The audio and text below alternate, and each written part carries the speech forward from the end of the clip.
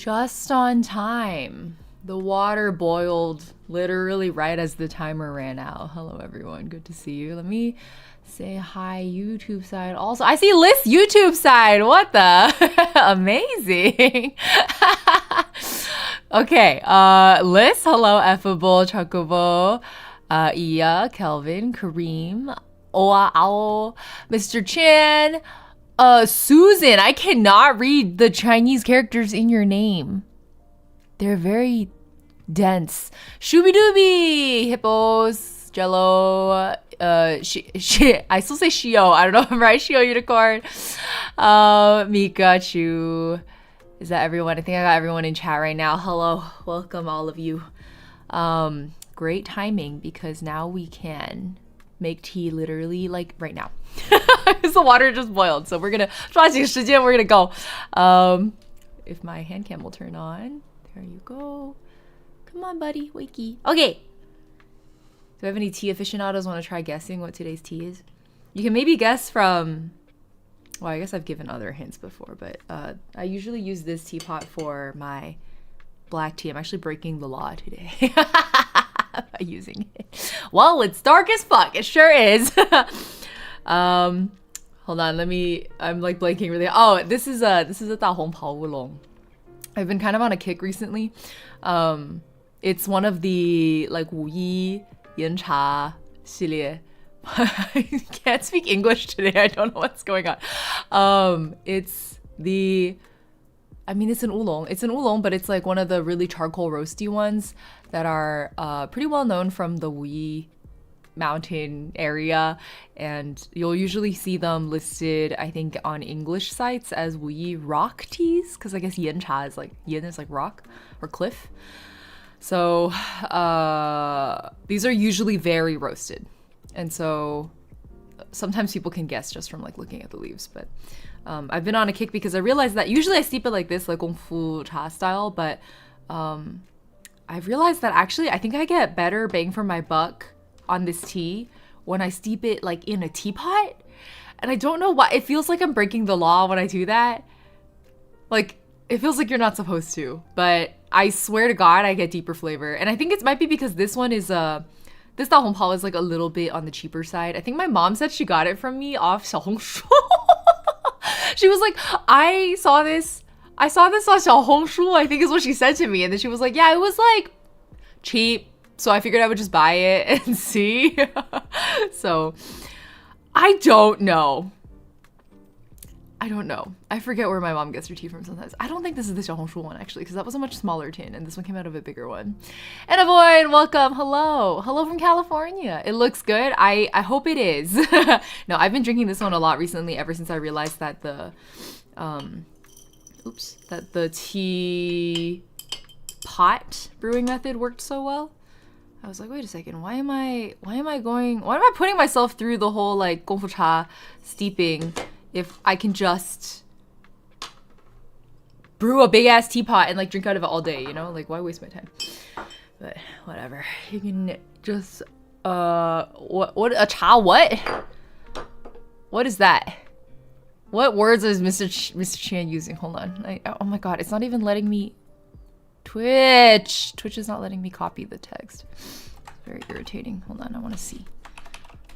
I want to know what word that is. Is that a lu? Cha 什么呢? Cha zhong? What is a cha zhong? If the vibes are better than a tea. You mean like a is it like a mug? Like a tea mug? I don't know. I like the teapot because I like to separate it from the cup I'm drinking it out of. But I don't know what a chazhong is, so I can't tell if you're like joking around or if that's a real suggestion. Anyway, water just boiled, so we're gonna go ahead and do first steep. Zhong is a tea bowl. Like the type you would use for matcha, or the type you would use when like 吃泡 has extra water? I still don't understand what this is. Maybe I should just Google it. Pink Doberman, what's up? Welcome. I'm gonna Google 茶盅. 哦，就是所谓的盖碗了. Is it just a 盖碗? It's just like a really big 盖碗. Because when I search 茶中, I'm getting like 盖碗 and I'm getting 公道杯. It's like both. 茶中 is teapot? Okay, there's already disagreements happening about what it even is. Hello, 警察, open up list! It's me, I'm breaking the law. The 警察 are here. Oh my god, is that a dust? No, it's a string of bubbles. Oh, bitch is hot. Okay, anyway, welcome back. Welcome back to episode 2 of 成语茶馆. I'm really liking the cheeky title that I gave this thing. 成语茶馆 hits. 成语 Teahouse is like just okay. But I don't know how else to translate it. I was like, I could go 成语茶 time, but 茶 time is like a registered trademark, I guess. So I probably shouldn't do that. And then 成语 Tuesdays was the other one I considered, but then I was like, it's literally not even Tuesday. I like wanted to make this a weekly Tuesday thing, but then my friend invited me to go visit their office yesterday, and then I had to come home and like crunch on deadline. So I was like, there's no time to stream this Tuesday. CCS, happy 18 months. I saw Otto in Newark yesterday. Congratulations, literally life changing. I heard a lot of people really enjoyed her speech in particular, but she's a very interesting one for me. Yeah, Otto's an incredible live performer. Like, it's actually kind of shocking. I'm pretty sure she was having IEM issues during our concert, in-ear monitor issues, but she was still fantastic. Like, it was actually crazy. Wow, the book. I know, right? It's like so little kiddie coded. But despite being so little kiddie coded, we got majorly stuck last time. Which one was it that like really screwed us over? I think it was this one. It was the one that was super like 礼拜 coded. Oh no, was it the 礼拜 coded one or was it the... I think it was 百折不挠 that screwed us over. The 礼拜 one was hard too. That one was 班门弄斧. This one. You can see all of our annotations from last time. Actually, that's a good reminder. I should get the cow has kanji sunglasses. Tuesdays, Wednesdays. You like the cow's fashion.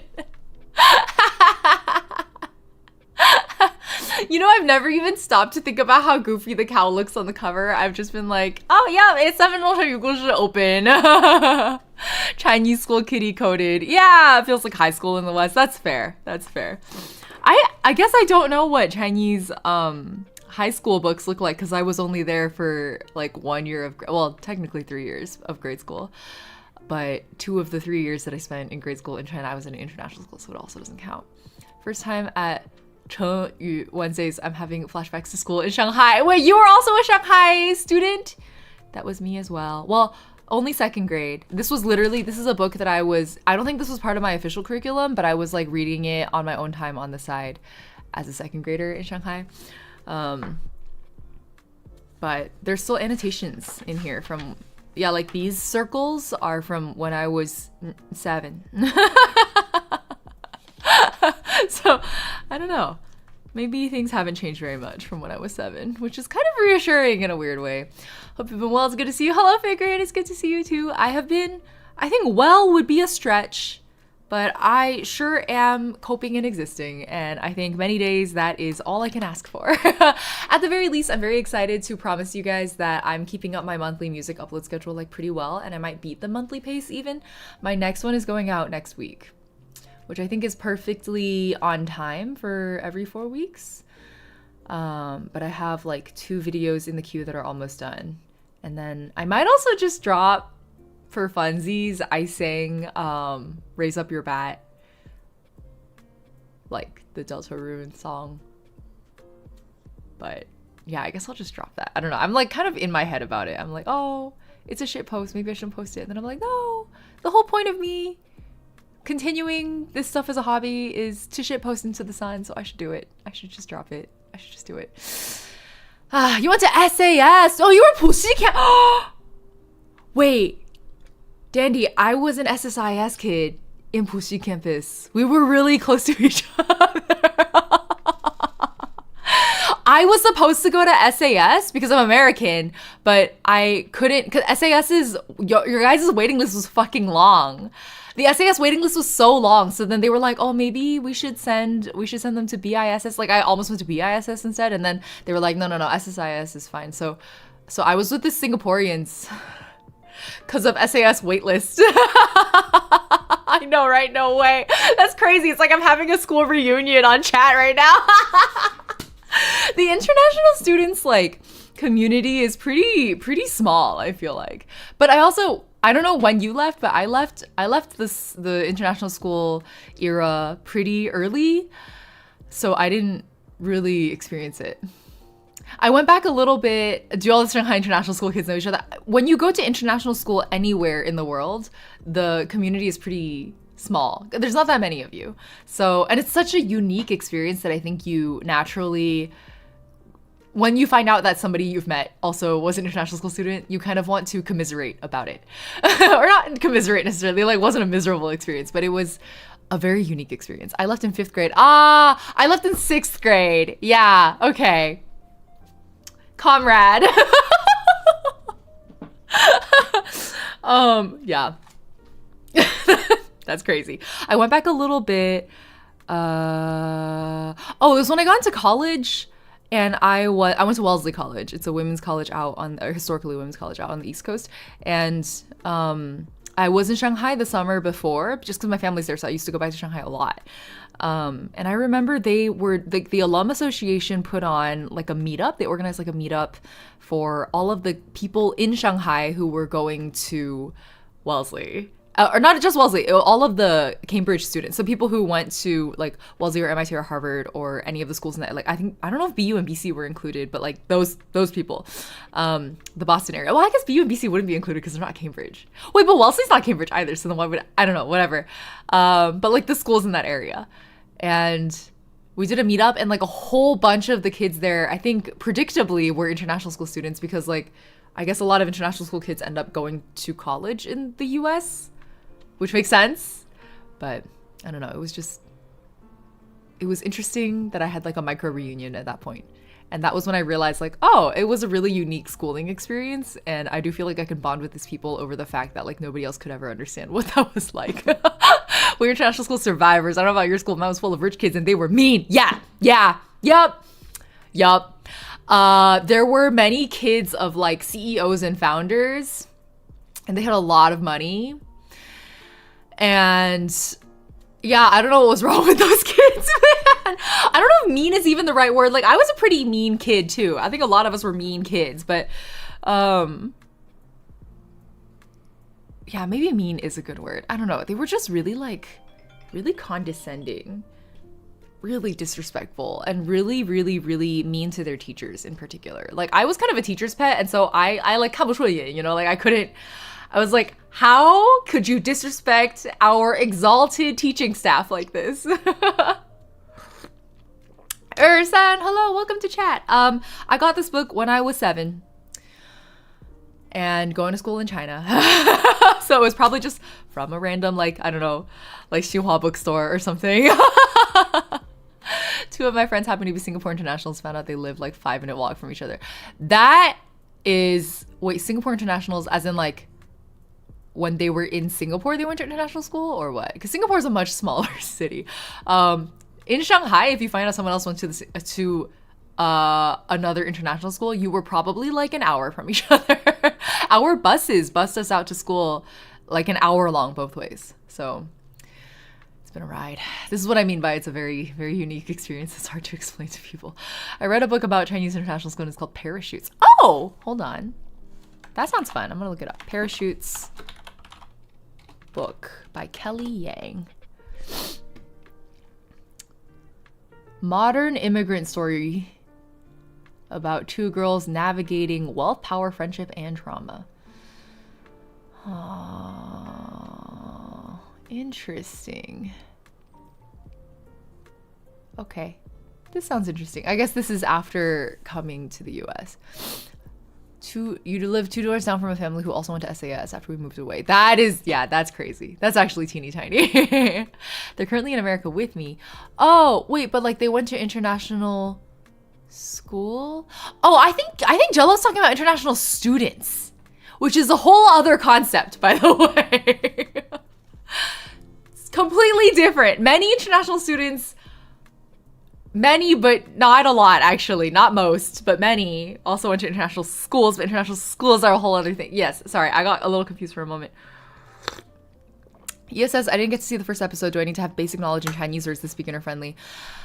I would not call this a beginner friendly level, but I would consider this, oh my god, it's so intermediate is such a broad spectrum. I think if you're just here to learn words, this is not a bad stream to be in, because all of these have pinging over them. But I do read them a sentence at a time, which might be a lot if you are still literally just getting started. But I think if you're past the absolute basics, it's not bad. Yeah. It's really hard for me to gauge because I do technically speak Chinese. What do they call us? Heritage speakers? Like, I grew up speaking Chinese in the household. And so it's really hard for me to understand what it's like to start learning Chinese from literally zero. Like, I can empathize a little bit in that I've tried to learn other languages from literally zero, including Spanish and Japanese, but it's not the same as learning Chinese from literally zero. Like, every language learning experience is its own trajectory, so I don't want to speak for Chinese learners because I'm not technically like a from zero Chinese learner. Like, I might look at a word and be like, I don't know what the hell that says, and then the moment I figure out how it's pronounced, I'll be like, oh, I know that word. Like, I don't think that's a common experience. Now that I think about it, are there even international schools in North? I don't think North America's. I think international schools are like a Western expat thing. My cousins go to a Chinese immersion school and most kids go back to China. Oh, most kids go back to China from their immersion schools? Really? I thought immersion schools were for like ABCs that like needed to stay in touch with their Chinese culture more. I have a friend who went to an immersion school. I have zero experience. I'll just chill. All right, sure. Hopefully this will be something you can pick up along the way also. I'm honestly not against like language learning where you just drop somebody into the deep end of the pool and see if they can swim. I think that's a really solid way to learn a language, actually. So, well, to be fair, my parents did that to me when I was a child, and that's different. But I think even as an adult, the ones that I see excel the most are the people who are like, how do you say? Oh, I guess you would literally just say thick-skinned. If you're just like really thick-skinned and shameless and just put yourself out there and aren't afraid of saying things wrong, I think those people have the most success. They just start stringing words together. They're like, I don't care about grammar. I don't know it. It's fine. I have some vocabulary. I'm going to use it. Finding a friend that has the patience to practice with you is really nice. Is how I learned Japanese. Yeah, there's like online services for that, right? Where they match make you with people to chat with online. I think there's also meetup groups. I have a friend who did a Korean learning meetup group in Boston, and I think it was open to like both sides, or it was like Korean speakers learning English and also English speakers learning Korean, and then they would like pair you together so you could coach each other, which I think is a really cute idea. It's all in Chinese, only 1/4 ABCs, mostly actually native speakers. Oh, wow. That's really different from what I thought it was. Early advanced based on Chinese taught at American college. Ian has to look up a lot of words. Yeah. Yeah, I guess by American standards, this would be early advanced. Yeah, this would be yeah, if you consider like college level language learning where they have usually like 100 levels, 200 levels, 300 levels, this would be a 300 level, beginning of 300 level. And then once you break through this part, you can start reading like simple literature and then advanced literature.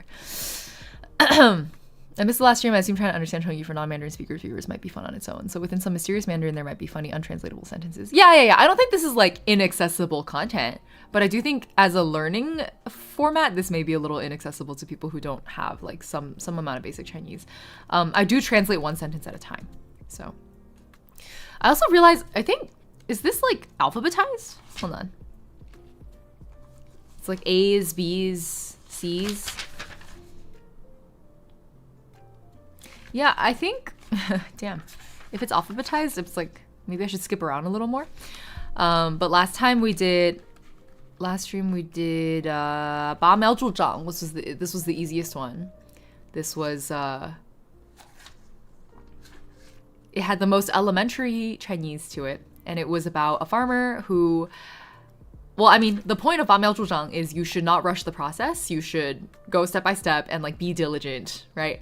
And that's how you grow and succeed. But this tells the cautionary tale of a farmer who did not do that, and he pulled 拔苗助长 literally means like pull sprout to help it grow, and it means that when you do that, like you're gonna kill the sprout. So it just tells the story of like a lazy ass farmer who did that. We skipped this one. We did 百折不挠, which is, it tells the story of, what the hell is his name? Qiao Xuan. There was a guy named Qiao Xuan, basically, and he's like a badass and stood his ground. And then it tells a bunch of stories about him like standing his ground, staying close and true to his moral principles. And 百折不挠 literally means like in 1,000 or in 100 setbacks, you do not fold. So his story is just meant to probably help you like remember the phrase. And then we did 班门弄斧 because I use this word a lot. But then it turned out that the reading of it was like hard. And I didn't know it had to do with 李白. It like, 班门弄斧, it literally comes from a poem somebody wrote about a poet. And so we had to like go through all that. At least he's like the most famous poet in Chinese history, so that part was a little bit easier. But I didn't know that 班门弄斧 came from a poem. So I learned that. That was cool. But it's literally like, this is the Dunning-Kruger curve. Basically. It's about showing off in front of the experts and like making a fool of yourself. I think we'll skip 半途而废 and then just come to, because I don't know. I feel like 半途而废 is a little self-explanatory. Like some of the words, some of the idioms are very self-explanatory once you know what the words mean. Like 废, for example, means to stop. And 途 is like to go, journey, path. I don't know, but basically it's like you were halfway there, then you gave up. It's like what 半途而废 means. So it's self-explanatory, so I don't want to read it. Yeah, I'm pretty sure it's alphabetized. Right, hello. I have a friend who every time he wants to learn a language, he just changes all his devices to be in that language. Yeah. I know a few polyglots who do that for sure. You're late for class, Karma, welcome. No, you're not late, I'm late. I'm yapping for too long and not starting. We actually haven't started yet.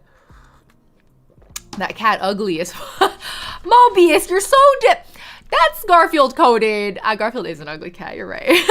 All right, let's reposition a little bit. Our tea is steeped, and we're gonna start with 背水一战. Hopefully, because I would like to start with a simpler story every time, just so we can warm up a little. I'm hoping this will be on the more elementary side of things. Okay. Shall we begin, class? Bro, this gives me PTSD. Multi-breast milk. Don't be here if it's gonna give you PTSD. Welcome to chat. What a Twitch username, by the way. Oh my god. All right. 背水一战. 背水, it means 背向水. 表示后退无路. Okay, so 背水 literally means back to the water, and it means there's like no way back. There's no path for you behind you. 比喻决一死战. I don't know what 决一死战 means. Like the final dead end or something? What does this first phrase even mean? Damn, I might be cooked already. 淮阴人韩信什么意思？是汉王刘邦手下的一员大将。淮阴人韩信. Is 韩信 the name? What does 阴人 mean here? What does 淮 mean here?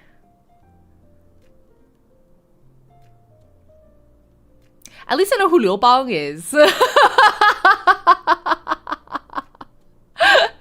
Well, I don't know who he is. I know he's a historical figure and I hear the name all the time. But I guess there's a guy here who's like a general. Han Xin from a place called Huaiying. Oh, Huai, I see. So Huaiying is the place. Han Xin is the name. It's not Yinren, it's Huaiying. And then Ren is as in person. So Huaiying Ren. This guy is from Huaiying. Han Xin is his name. Okay, here we go. If you're cooked, I'm burnt. Yeah, we're all roasted out here. Just like my tea today. Okay. 是汉王刘邦手下的一员大将. So this guy, Han Xin, is from Huaiying. He is a general. 辅佐刘邦争夺天下. So does 辅佐 mean like... Hold on, I'm going to look up this word. Wait, my dictionary app that you guys recommended last time, I can use it again. Automatic database updates. Sure. Okay, we are looking for... Where's my Chinese keyboard? 辅佐. Yeah, that's what 辅佐. To assist, as in a ruler in governing a country. Oh my god, I forgot how dumb this reflection angle is. Hi. Okay, 辅佐 is to help, as in assist a ruler. Assist a ruler. Liu Bang, I guess, would be the emperor then. So, 争夺天下, they are taking over the world. I hate the binding of this book. 在韩信的策划下, how do you think 策划 translates? 策划 plan? Ow. 策划 is plan. Or would it be, could it be strategy? Plot? Scheme? Plan. Plot.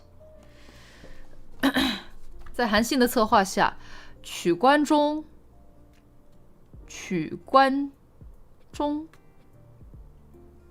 What does any of this mean? 取关中渡黄河. I know what 渡黄河 means. 俘虏了魏王豹. I don't know what any of these words. Isn't 豹 like a panther? What? What does 取关中 mean? That's so much easier looking at words in the old Stroke Count dictionary. I know, it takes so long. My PTSD is cured and my day is made. It's because I'm worse at Chinese than you are. Perfect. Glad it worked out for you, multi-breast milk. Taking a place called Guanzhong. Ah, okay. So this is a place. And this is to take. That makes sense. Okay. So Guanzhong is a place. 渡黄河. 渡 is like to forge, and 黄河 is a river. So they're forging? Maybe my English is also bad. Do you ford or forge a river? Ford. You ford a river, right? Fording the 黄河. 俘虏.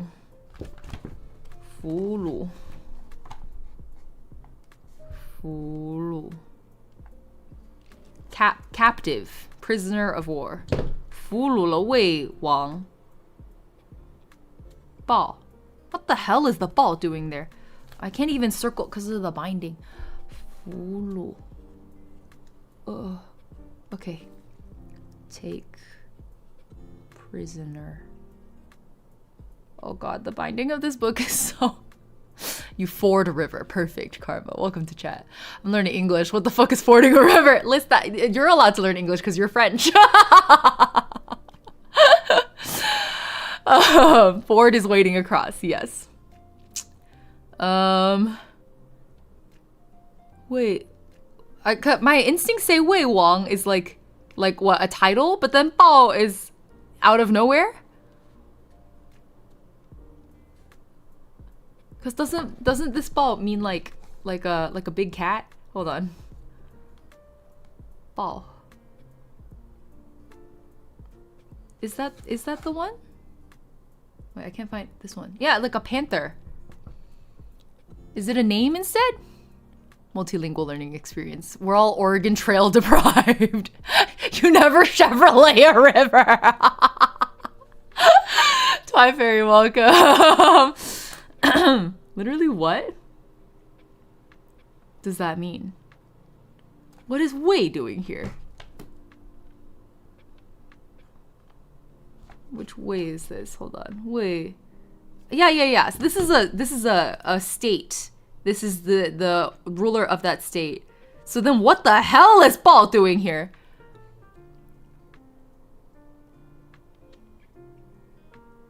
Huh?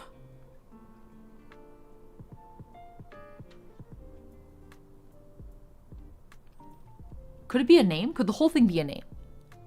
Wait, is the kingdom that Bao rule? Oh, so this really is a one character name? Bao is his name?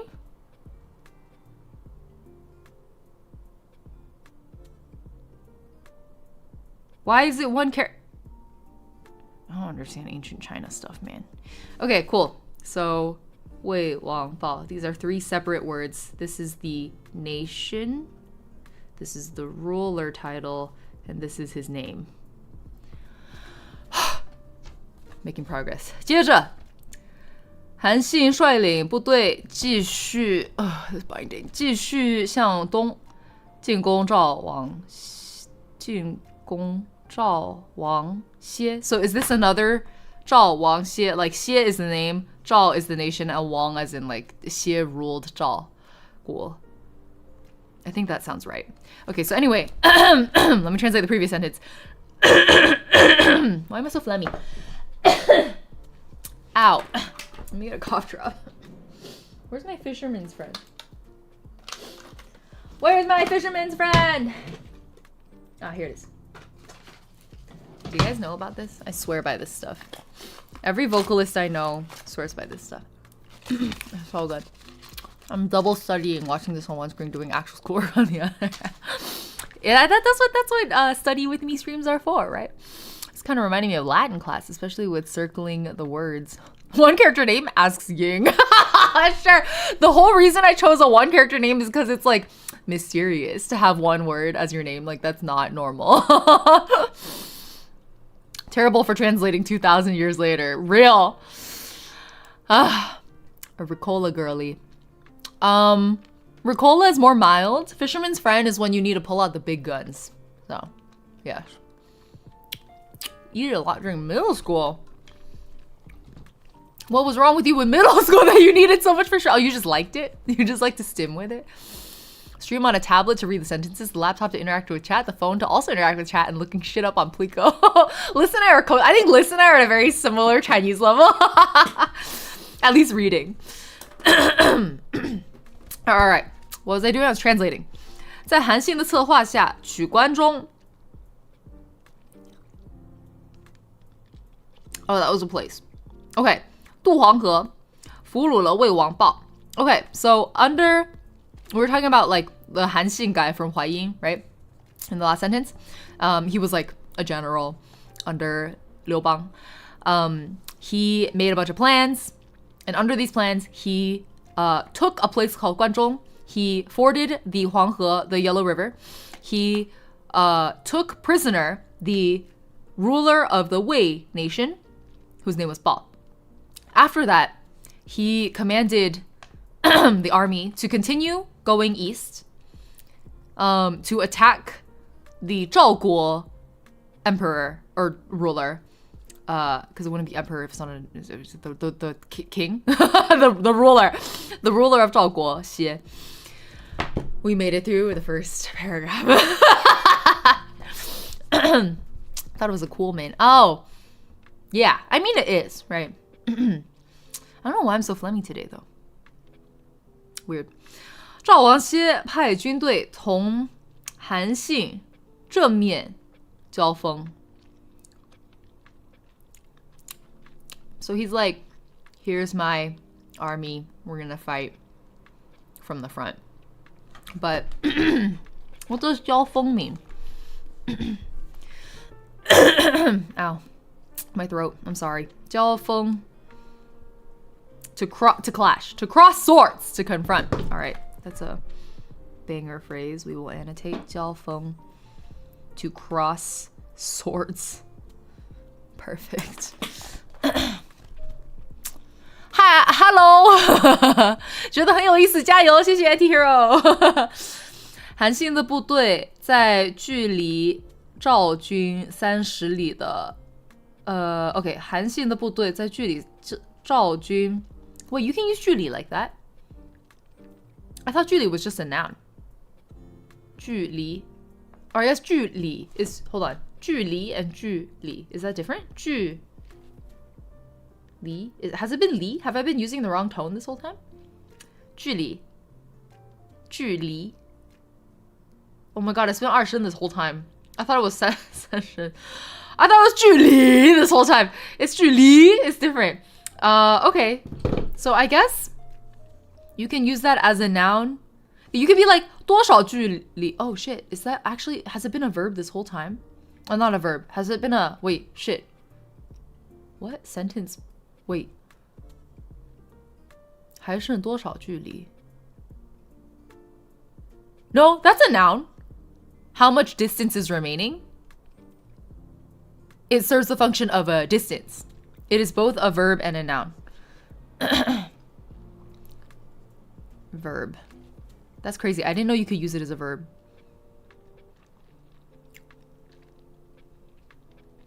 Yeah, because you could be like 还剩多少距离 and then they can be like 距离30里 right? Yeah, ranging is a great translation. Yes.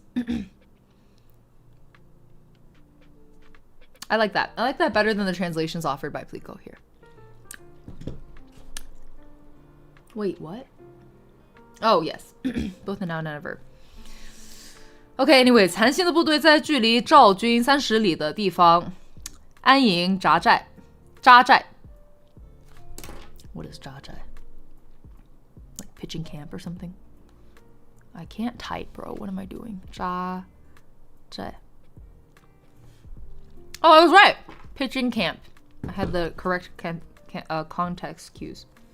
Camp. Yuru camp. This is not Yuru. This is violence can. 安营扎寨到了半夜 Oh, sorry, I didn't translate. So, the 韩信 military at 30里 What's 30里? At some distance away from the 赵军 military made camp. 到了半夜韩信传令部队开拔，并告诉士兵先临时填饱肚子，等打仗胜利了再好好的吃一顿。Okay, so at midnight, after they pitched camp, 韩信I guess issued a command to his military.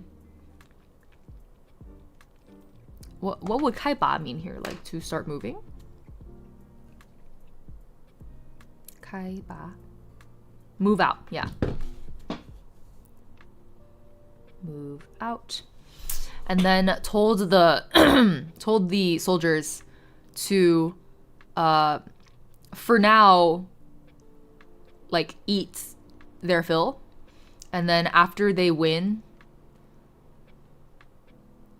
well 临时填饱肚子先临时填饱肚子等打仗胜利了再好好的吃一顿，这是什么意思？怎么现在填饱然后接后再吃一顿呢？这有什么意义呢？除非这个的意思是不要吃饱，就是等我们打好了以后再吃一顿。什么意思？为什么这样写？ I don't get it. Wait, 30里 is 1.5 kilometers? Oh, a li is about 500 meters? Oh! Cool, good to know. I think they're eating, but the food is crap. Oh, okay. So to translate my confusion, this essentially translates to, hey guys, eat your fill right now, and then after we win, we'll have a proper meal. Do you hear how that makes no sense? Oh, so 填饱肚子 here doesn't mean like to eat your fill. It means like put some food in your stomach.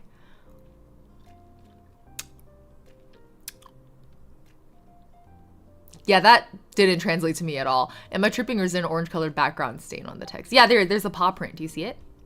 It's a paw print. Your eyes are not tired, Liz. Or they might also be tired, but you're not. Yeah, there's a paw print. Do you see the orange? It's a paw print shape.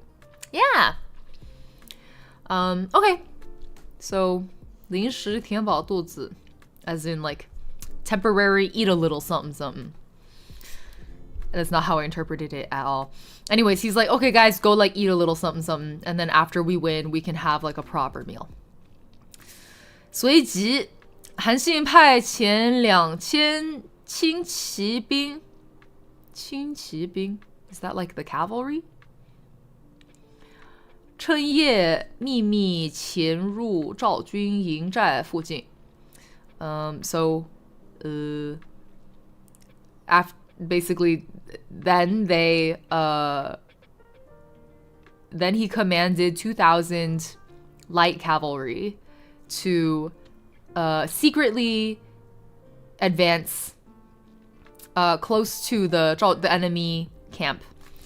And then what's 潜伏不动潜伏什么 Oh, lie low. Lie low. Okay, so basically get close and lie low. And then first we snack, then we feast. Yeah, that's a very clean translation. Oh my good. Maybe I am distanced 30 yards from you. Yes, exactly. Okay. 只等赵军离开营地后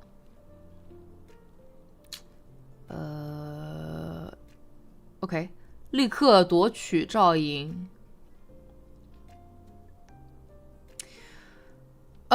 全部换上汉军旗号 Okay, so they snuck in close. They waited until the military was going to leave camp, and then they're going to take over the camp area and change all of the, like, colors and flags, basically, to their militaries, to the Hanjun 旗号. And then, 同时汉信又调1万主力部队背靠河水结阵营诱赵军 So the 2,000 light cavalry snuck up to the camp, and they have orders to like take over once the military leaves. And then there's also he also issued a command for 10,000 of his main army to have their back towards the river and wait for the Zhaojing military to come their way. So yeah, okay. 到了天明，韩信带领余下部队发动进攻。赵军迎敌，双方展开激战。Okay, so at daylight, Han Xin led the remaining military to attack, to begin an attack, and the enemy 赵军, basically like fought back, and they started to fight. 韩信假装战败。命令军队向河边阵地撤退 So Han Xin pretended to lose and then commanded his military to start retreating towards the river. 赵军信以为真 Oh, that's another good, I don't know if that's a 成语 necessarily, but it's another like 4-word Chinese idiom. 信以为真 just means like believed it was true. 全部临营 Oh, so he believed it. He fell for it. He took his entire military to leave camp. And then 前来追赶 and like went to chase down his enemy. 这时韩信的1万主力军奋勇出击，撤退到水边，已经无路可退的部队也反身猛扑，拼死一战。Okay, so then at this time, after chasing them to the river, Han Xin had his like 10,000 military sort of surge out, and the infantry that was already retreated all the way to the water had nowhere else to go. The 无路可退 as in nowhere to retreat. And so they turned around and like attacked with vigor and it was a fight to the death. 赵军看抵挡赵军看抵挡不住 抵挡 How would you translate 抵挡 Like hold can't hold it 抵挡 There must be a better translation than hold 抵挡 Oh, to ward off 在哪里在这边赵军看抵挡不住 So this is to ward or withstand. Withstand is a much better version of what I was going for. Reminds me of this time my friend played WC3 online and the other guy after they won said, "We are so godly, I mean goodly." Good night, Figrin. Have a good one. Sleep well. Chocobo, welcome back from the gym. Wait, weren't you in YouTube chat before this? Okay. God, I'm so phlegmy. Have more tea. Cheers.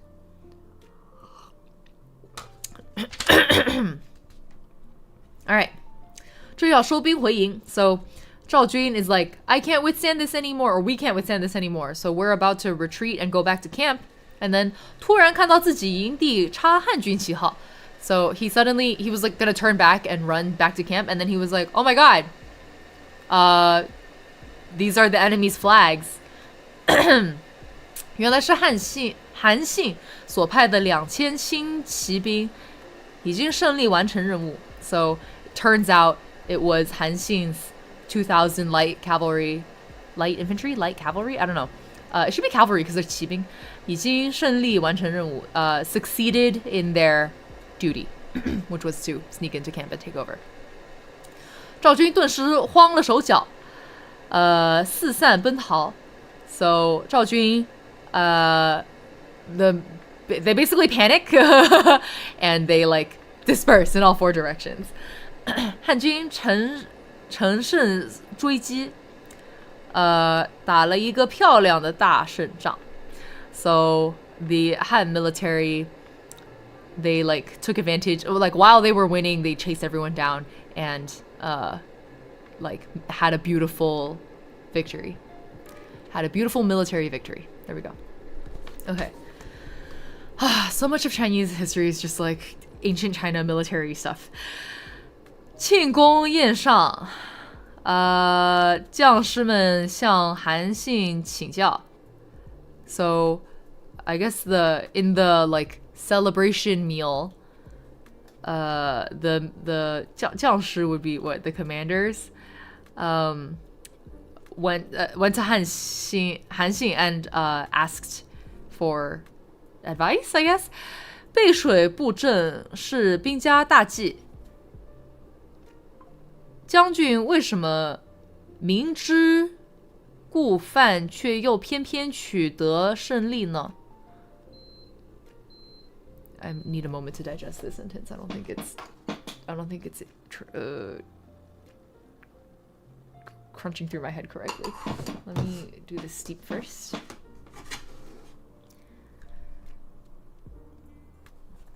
背水布阵.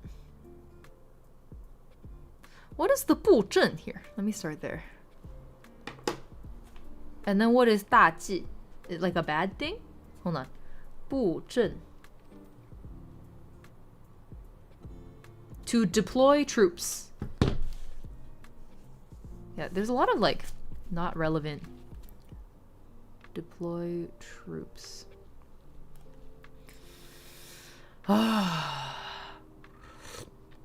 That was me on YouTube earlier. Okay, welcome to Twitch side. The Imperial historians went, well, some kid is going to be reading this eventually, so I better make sure they don't get bored. Damn. There are a lot of military-specific terminology that I frankly don't care to know. What kind of tea you got? Karma, hello! This is, I'm steeping a... I almost said the wrong tea name. This is a 大红袍 oolong. It's a 武夷岩茶 roasted oolong. Okay, and then 大忌. Is that like a no-no? Let me see. 这个大忌. Oh, a fear. Yeah, a big fear. Big fear.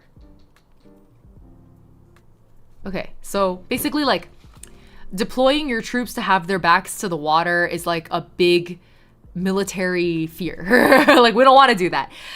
So then why did you know that but still, like, why did you make that mistake and still win? Or how did you make that mistake and still manage to win? And then 韩信笑着说，这个策略也是兵法上有的呀。Oh my god, and he fucking quotes 孙子. Anyway, So Han Xing responds, this strategy is, I guess he's about to quote Sun Tzu, so I'll just translate it as like this strategy exists in the Sun Tzu Bing Fa. Wait, how does the Western world call they call it like Sun Tzu's Art of War, right? So you quote Sun Tzu's Art of War. And he's like, 孙子说, 置之死地而后胜, 投之亡地而后存. So let me see if I can understand this without looking things up. Knowing your edge and still winning. 投之亡地而后存.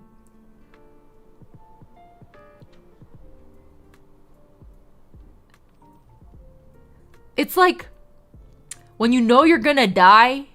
而后, oh sorry, 生 not 胜. 而后生. So 投之亡地 as in like to throw or to invest or to like go towards the death. Yeah, like move towards death and you will survive. Is that a good translation? How'd you win? Read a book, lol. Like, do you read? Exactly the vibes.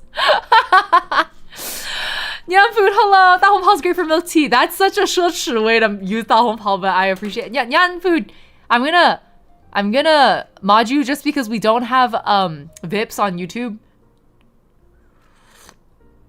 You're just a standard mod.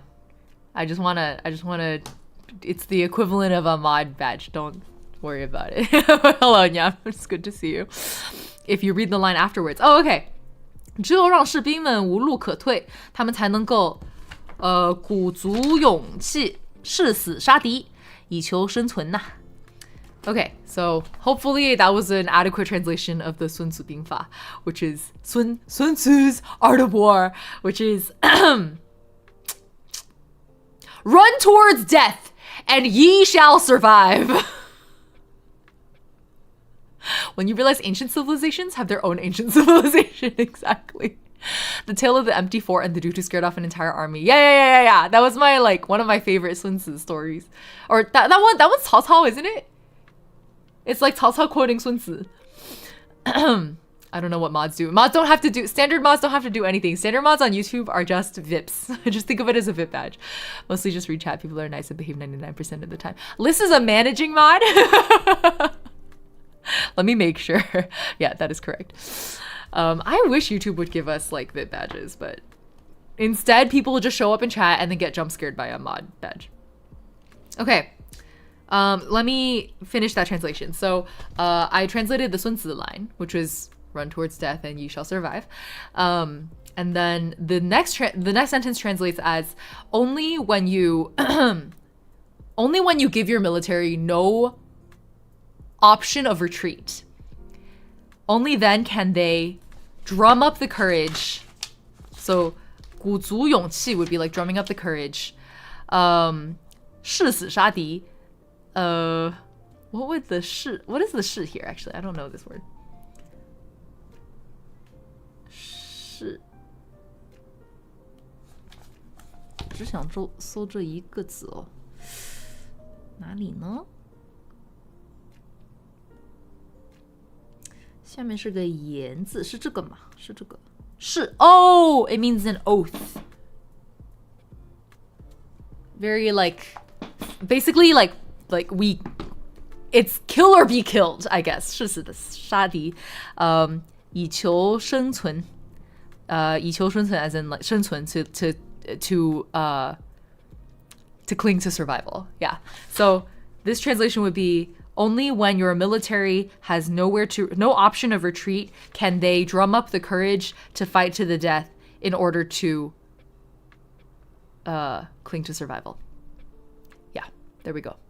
Sounds like a sophisticated way of saying Leroy Jenkins. Exactly. After memeing a lot about how I should start learning Mandarin because of the current situation, I might actually just start. Yeah. Maybe we should all just move to China. Maybe we're all Chinese. I should be working, but I'm here learning how to read academic historical Chinese diction. All right, it's a work day. Nyan, I'm so unemployed now. I don't know what day of the week it is anymore. Okay. I hope work is treating you. But Nyan, I feel like you have the type of work that, as we've established many times, you seem to work better when you have like a VC or something, right? Okay. 人往往在无路可退的时候会爆发出强大的力量。So, the reflection box here is saying it's often when people have nowhere to run that they like have their sort of explosive power. And then there's an example sentence here using the phrase. So, 当时我们下定了背水一战的决心，终于冲出了敌人的包围。I'm sorry, even the sample sentence is militaristic. Can I get a sample sentence that's like day-to-day usage? So the sample sentence is saying, at the time, we, with like 背水一战 commitment, we like rushed out of the enemies. Like the enemy had us surrounded and we rushed out. You were all my work buddies. Yes, we are your work buddies today, Nyan. I accidentally missed the last stream because I forgot what the date was. So real, F.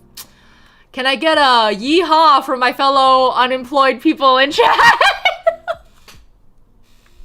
Unemployment gang, rise up! Exactly, Iya. Who needs those DNA packages stuff when you can just watch Ying stream to figure out how Chinese? I wish I could afford to be unemployed. I don't know if anyone can really afford to be unemployed in this economy.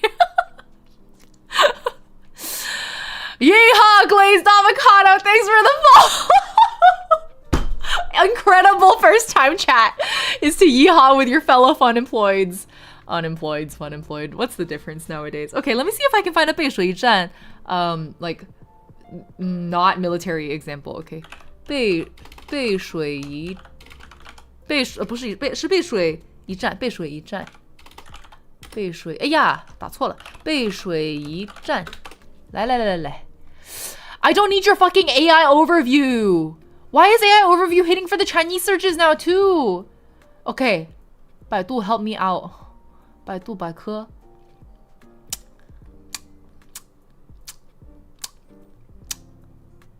我不要你的成语故事，我们刚刚已经读好了。我想，哎，对，运用，谢谢。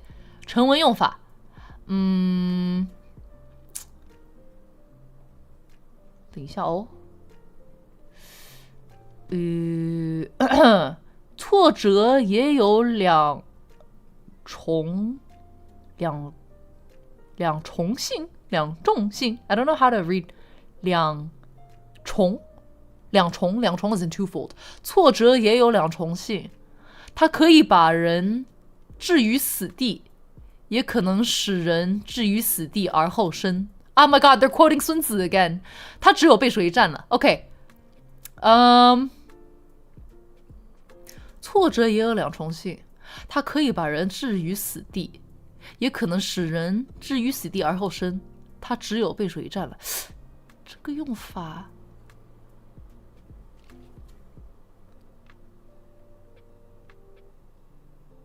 Okay, so this will translate to setbacks. Setbacks, the effect of a setback can be twofold. It can condemn you to death. But it can also 置于死地而后生. How do you even translate that? It can also be your survival in a desperate time. Yeah, I think that's a decent translation. Because you're only left with 背水一战. Okay.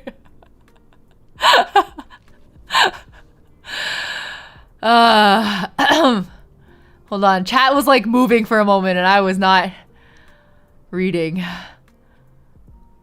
Oh, my head. Sneezy McGlassface. What a Twitch username. Welcome. That's how I found you. Oh, Moo Cow Sauce is rating. Welcome. I'm catching up with chat, so you guys are right on time for that. You say welcome to chat. Glazed Avocado, I welcomed you earlier. You guys have there's a lot of cool Twitch usernames showing up today. Moo Cow Sauce is also a cool username. Welcome. 来看看 Moldy Breast Milk 给我们的这一句是什么哦 You guys come to us in the middle of a Chinese learning stream. Welcome, Raiders. You were just chatting also. 我已经在维加斯书维加斯 Vegas. Oh, I was like, what is 维加斯？OK， 我已经在维加斯输光了家产。现在必须 what was it 借高利贷背水一战 Oh, that's a great sample sentence. I like that one. You're cool and I'm not saying that because I'm Chinese. Are you Chinese, Mukao?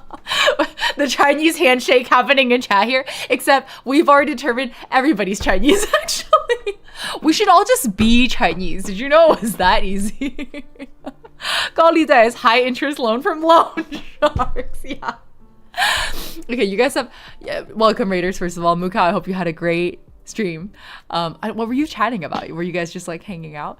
Anyways, thank you for the raid. Hope you guys had a great stream.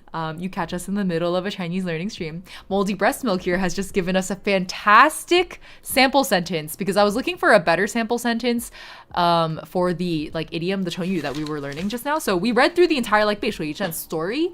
And 背水一战 is just, it tells the story of like a military commander who pushes his troops to like with their back to the river fight for their lives, right? So 背水一战 just means it's like it denotes the power that comes from desperation. When you have no option to retreat, the power of desperation that like surges from within is what 背水一战 denotes. But I needed like a sentence sample, and Moldy gave us a great example here, which is I went to Vegas and I lost my life savings. So now I have no option but to 背水一战 to borrow high interest loans from loan sharks, and then 背水一战 with my back to the river, I will try to survive against the loan sharks, basically. 所以必须借高利贷背水一战才能脱离困境 Yeah. Great example. K-pop stuff. What K-pop stuff? Just yapping about K-pop? Wonder if this one is also an idiom in Chinese. In Japanese? Oh, well, let's see what it translates to in Chinese. Oh, it's 一生懸命. Oh, that's the kanji for 一生懸命.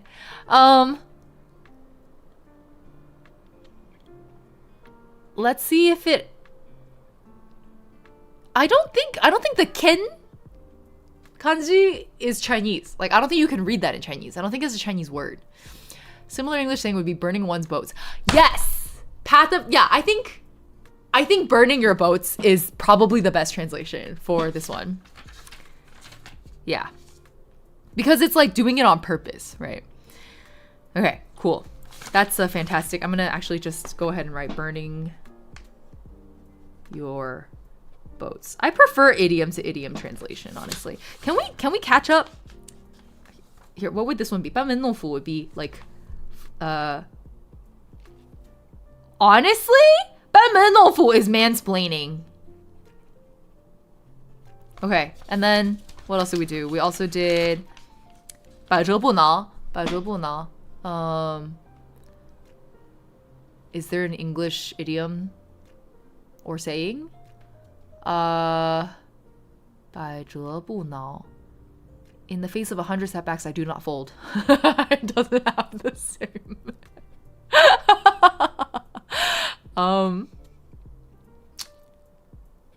Honestly, I think we translated it as like steadfast despite setbacks. So I'm just gonna write that. Steadfast despite setbacks. I'm stumped. This isn't Canto. Sorry. My roommate is Canto, and so between the two of us, we cover so many bases when we go out. But yeah, when it's just me, I just have the Mandarin. I'm sorry. 拔苗助长 is I guess like rushing the process. 拔苗助长 there should be an English equivalent for this one. It just feels like there should be.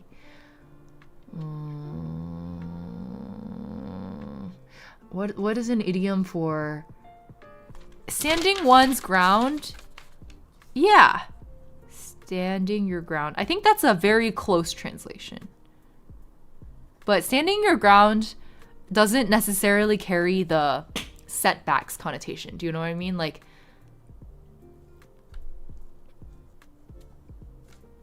yeah. It like kind of does, but it's not as central to it. Haste makes waste. Still beige, you're a genius! Yes! Haste makes waste. Oh my god, that's exactly it. That's exactly it. Yes, perfect. Shooting yourself in the foot is... I think it's missing the haste connotation, Moldy. But I also agree that this carries the shooting yourself in the foot. Still beige is like, I did something! Keep calm and carry on. Yum food for 百折不挠. Keep calm and carry on. That is actually not a bad translation. I think keep calm and carry on is a little bit missing the conviction. But I'm gonna add it in because I like the close parallel. Keep calm and carry on. I think there may be a better 成语 for this one. Okay. There's a sentence to be made with 背水一战 and unemployment. Yeah. Oh my god, you're right, Cher. I should try a sentence. Hold on. Let me see if I can make one. 背水一战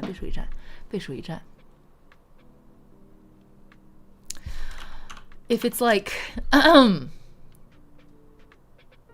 using the sentence structure that Moldy gave us earlier, right? With the like 现在必须 do a drastic thing here. 背水一战才能脱离困境.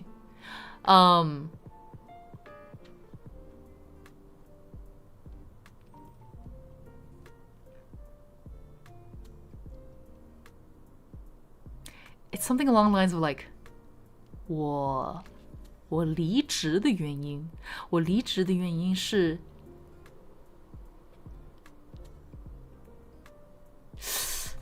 想一想哦，这怎么那么难用？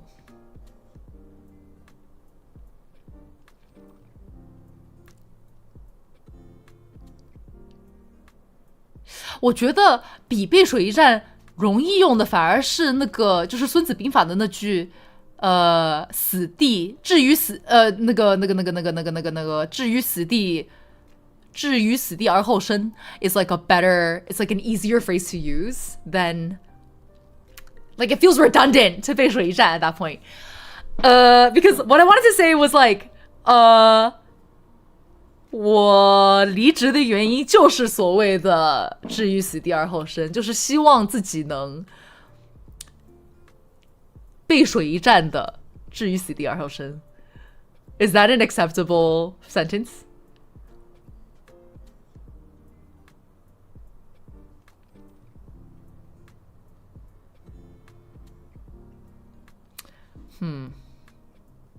A mini earthquake. Oh, sorry. It's because this was shaking. My bad.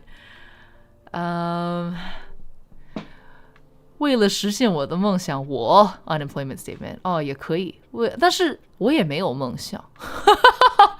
为了找到自己的梦想，我离了职，置于死地。背水一战的置于死地而后生，就这样说吧，可以的，可以的。I'll move with that.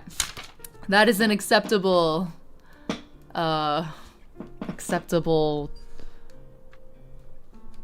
sentence formation, I guess. Okay. I'm trying to make this like more stable and less shaky. Hopefully that helped. I'm not sure. The arm that I use for the desk is like not exactly the most stable thing. What if hold on, maybe there's like a I bet I can like MacGyver something as an additional stabilizing leg. I'll do that next stream. I think I can find something to like prop the arm right here and then it'll be a lot more stable. But oh, Dandy's getting tea. Join the tea house. Should I have ginger, genmatcha, lemongrass, or oolong? I'm having oolong. Do you want to join me in the oolong squad? I'm mostly illiterate, but I heard 我没有梦想, and I was like, so true. Ivy, welcome to chat. Incredible first time chat there. For the non-Chinese speakers in chat, 我没有梦想 literally means I do not have dreams, which is what I said earlier. Yeah, I don't. I feel like we were raised in a society that was very like, you should chase your dreams. I grew up like watching Disney movies that were like, you should chase your dreams. You can make your dreams come true. Like people just said shit like that. And I was sitting there like, what if I don't have dreams? Like,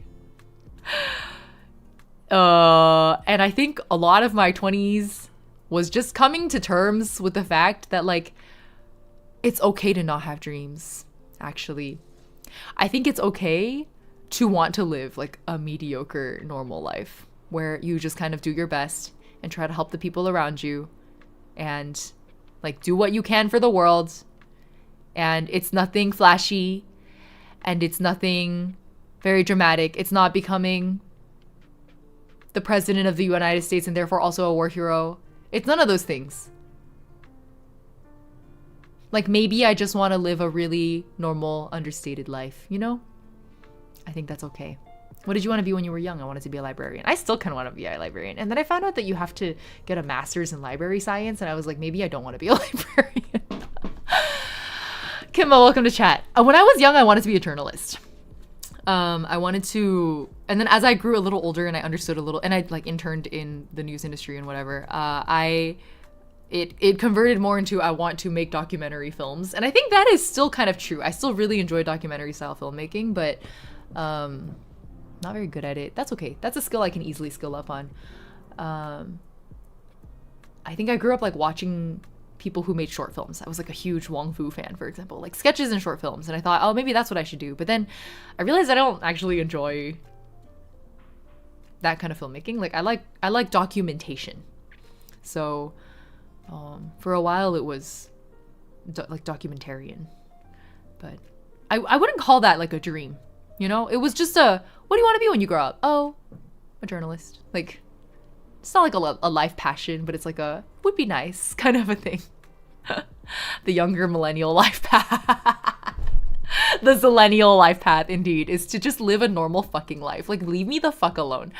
Carrie Aria, welcome to chat. It's only 2 years depending on where you study. The library science? Yeah, but 2 years is a lot of time. And what if I don't want a master's? I don't know. I'm not passionate about it like that. I'm not passionate enough about it to spend 2 years worth of tuition and 2 years worth of my life studying for a degree that I don't really know that I want. You know? Like, I'm not that committed. I just don't get people getting overly happy with personal achievements or aiming for the most outlandish thing ever. And like, come on, I just want to live a somewhat peaceful life and be as true to my values as possible. Exactly, Bruna. I've also realized that I think a lot of the dreams we're told to chase are just inherently capitalistic to the point where I just don't relate to them. Like, I do not want billions of dollars and endless riches and the ability to buy whatever I want. Like, I actually don't. That doesn't sound enticing to me. I'm not interested. So that's all just to say, yeah, 我没有梦想. That's just how it is. This has been great fun. I'm too invested. I must return to work. Thank you for the entertainment. Okay, bye, Nyam Food. You should chase your intrusive thoughts. I don't know about that one, Karma. Intrusive thoughts are very intense and usually really random. They really come out of nowhere. They're very like, you should cut your hand off right now with this kitchen knife that you're using. You know, like, I don't think I'm going to chase that intrusive thought, actually. Dinosaur DNA. I guess you could. I just, that went down the wrong pipe. So many of us had a dream, but along the way or before the process realized it was kind of fucked. Yeah. Like, the dream wasn't what you thought it entailed, right? And I think when you get disillusioned enough times from things like that, then you eventually land on like, maybe this ain't all that. Like, maybe I just want to live a really normal, down-to-earth kind of life. Yeah, no, never chase your intrusive thoughts. Impulsive, maybe. Intrusive, no. Yeah, I agree with that. I think the idea that we have to be passionate about our job kind of mess with my ability to enjoy employed life. I need to be more content with the time I do have for hobbies and chilling. Exactly, Ivy. That's well said. I think I reached a point where I made peace a little too much with being okay with my job. And that's why I 背水一战的 quit my job. And now I'm just sitting here like, well, now you have to figure it out, bitch. And like, figuring it out doesn't have to be finding a life passion. It doesn't have to go that far. But figuring it out does mean, I think my success criteria is like having a concrete sense of how I want to live at least the next decade of my life. And I just don't know. If you were to ask me that question right now, I'd be like, I don't know. Like, I could not tell you. I'm just taking life day by day right now and trying not to KMS. Like, I like my puzzles 2D. Oh, yeah. Patterning is really hard. I agree. It's such a higher order level of thinking. I feel like it's also glorified to reach the top of any given interest, but I mean, we can't all be at the top of our... Well said, F. Yeah, I agree.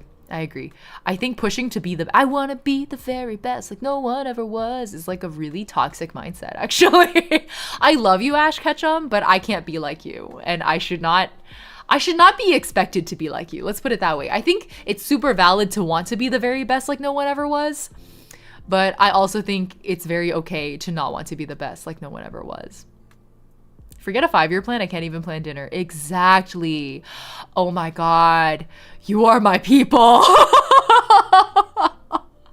I'm so tired, guys. We were talking earlier about SSIS, like international school. Our motto, because it's fancy ass private international school, right? They have mottos. They have a 校歌 and a motto. They have a school song and a motto. And it was striving for excellence. I'm done. I'm fucking done striving for excellence. I want to live a life where I strive for just okay. I want to be okay with being just okay.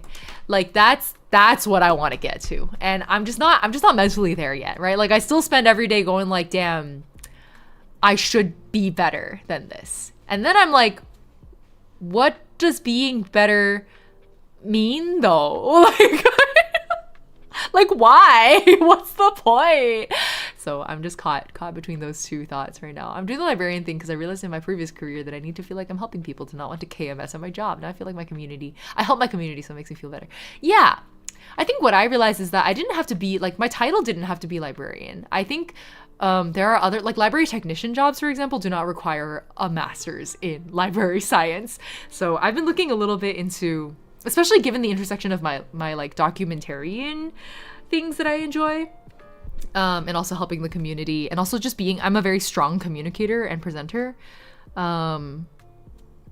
Roles that lean into all of those plus points for me personally, I think like a library technician or a program manager at a library is actually a really good fit. I don't have to be the librarian, right? Be better for who? How? Why? Exactly. Like, why is there a voice in my head going like, you should be better? Where does that come from? What does it mean? What does it want me to do, actually? And why does it want me to do it? I don't know. I can't answer any of those questions. If some people read it and like it, that's enough. I like that. Perfectly okay with them being very mediocre. Yeah, exactly. I want to write a story. It doesn't need to sell 1 million copies. It doesn't even need to sell. Write it for yourself. Write it for yourself and the 2 people who are going to read it. Like, yeah. I agree. I think it is mostly family members and like maybe in the corporate world too, where they're like, give me your 5-year plan and tell me like what you want to achieve. And I was sitting there like, I realized, like, actually, I thought about it and I was like, before I quit my job, I think if I had just stuck around for 5 years, I could have hit director. Like, by the age of 35, I could hit director. I literally was sitting there thinking about this, like, I could have done that. And I would have killed myself. I legit would have killed myself. Like, I'm not even saying that as a turn of phrase. It would have been over for me. My 5-year plan would have been become director, and then I would have KMS'd. So, not worth it. Not worth it.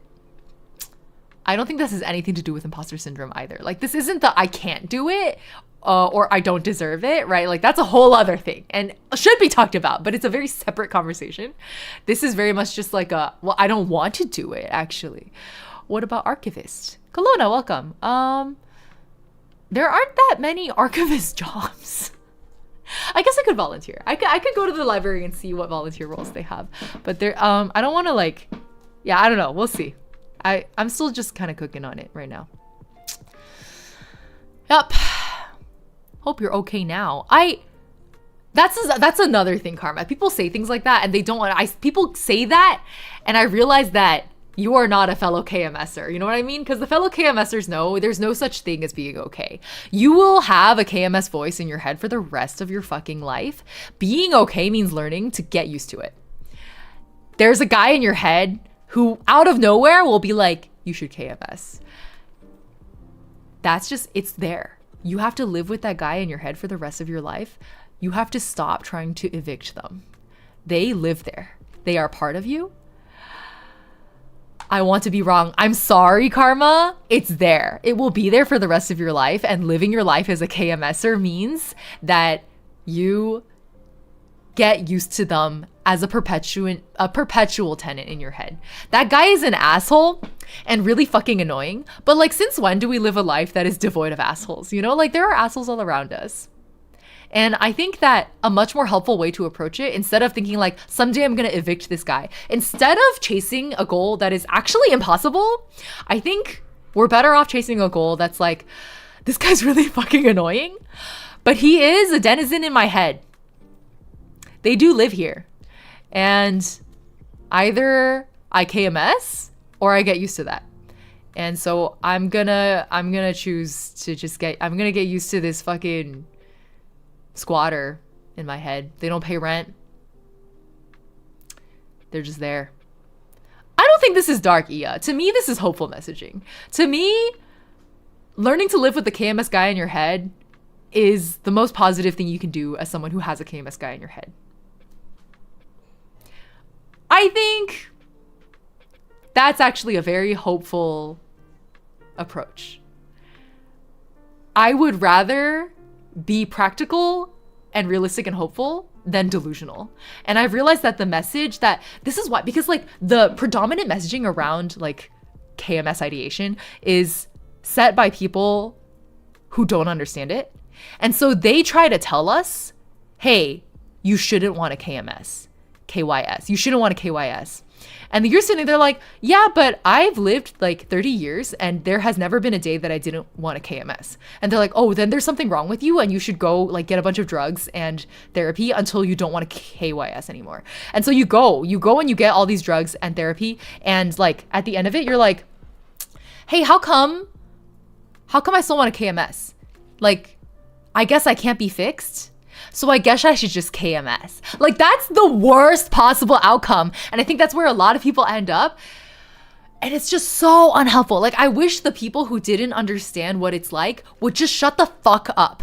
Like, I really wish they would stop trying to tell us what we're supposed to feel like and realize that, like, actually, we have our own way of living with this, and it's not what people think it is. If you don't understand what that voice sounds like, you should shut the fuck up, actually, and leave us the fuck alone. Just because I'm like, oh, I want a KMS, and I say that every day, it doesn't mean I'm actually gonna fucking do it. And the more you talk about how I shouldn't fucking do it, the more I might actually fucking do it, bitch. Like, get out, dude. Shut the fuck up. Don't talk about things you don't understand. Let us handle it. Like, we have it handled. These people piss me off so much. You should force yourself to be happy so it's not awkward for everyone. Exactly. Oh, if you KYS, don't you ever think about how sad your parents are going to be? Yes. And it makes me want to KMS even more. And just get it over with. And then the earlier I do it, the less sad they will be in the long run. Do you understand that this is the train of thought that we go down when you say shit like that? Holy fuck. People are so annoying. People are so annoying.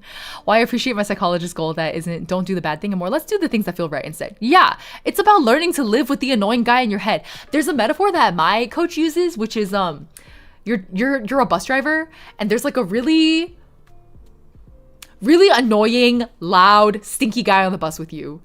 And unfortunately, you can't just kick this guy off the bus. You still have to drive your fucking route that you drive every day. Maybe you're gonna run, there's like a car accident, you have to take a detour, and now you have to spend extra long, like it's a bad day.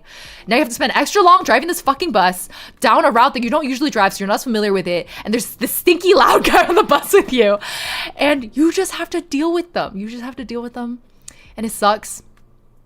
But like everybody in the world has some version of that stinky loud guy on the bus. My version of the stinky loud guy on the bus happens to be the one that's going like, you should KYS, like every five minutes. Like, yeah, okay, that's my version of the stinky guy. And I have a few other stinky guys. I have the anxiety stinky guy. I have the depression stinky guy. I have the KYS stinky guy. Like all of they're all there. I have the ADHD stinky guy. Like I have a bunch of stinky guys on the bus with me. And they didn't pay the fare. They're fucking fare skippers. But I still have to drive my route and I just have to deal with them. And like some days it's a little harder to deal with them than others. But sometimes there are some days they just don't show up, or there are fewer stinky guys on the bus with me. And that's kind of nice. I can appreciate those days. Those are cool. But everybody is driving a bus. Everybody's driving their bus on their route. Everybody has some version of a stinky guy or two or three or four. We're all just dealing with our stinky guys, you know? Like even those guys, even the people who are telling us like, oh, you shouldn't want to KYS, you know? Even those people who are so fucking annoying, even they have their own stinky guys. So some people are lucky, they have fewer stinky guys, or like their stinky guys come less often, you know? But we all have our stinky guys. They're there. We just gotta deal with them. That's just all it is. It's not that deep, you know. At the end of the day, it's just I'm just gonna drive my bus route. This guy's gonna yell at me a bit from the back of the bus, and it's like kind of annoying. But I'm gonna drive my route. It'll be fine. I'll get there. Yeah, don't fight the guy. Just deal with it. Sometimes the best you can do is sit there like a statue, and that's great. Exactly. Okay. Great detour, y'all. I think I want to do the one that I put on the thumbnail.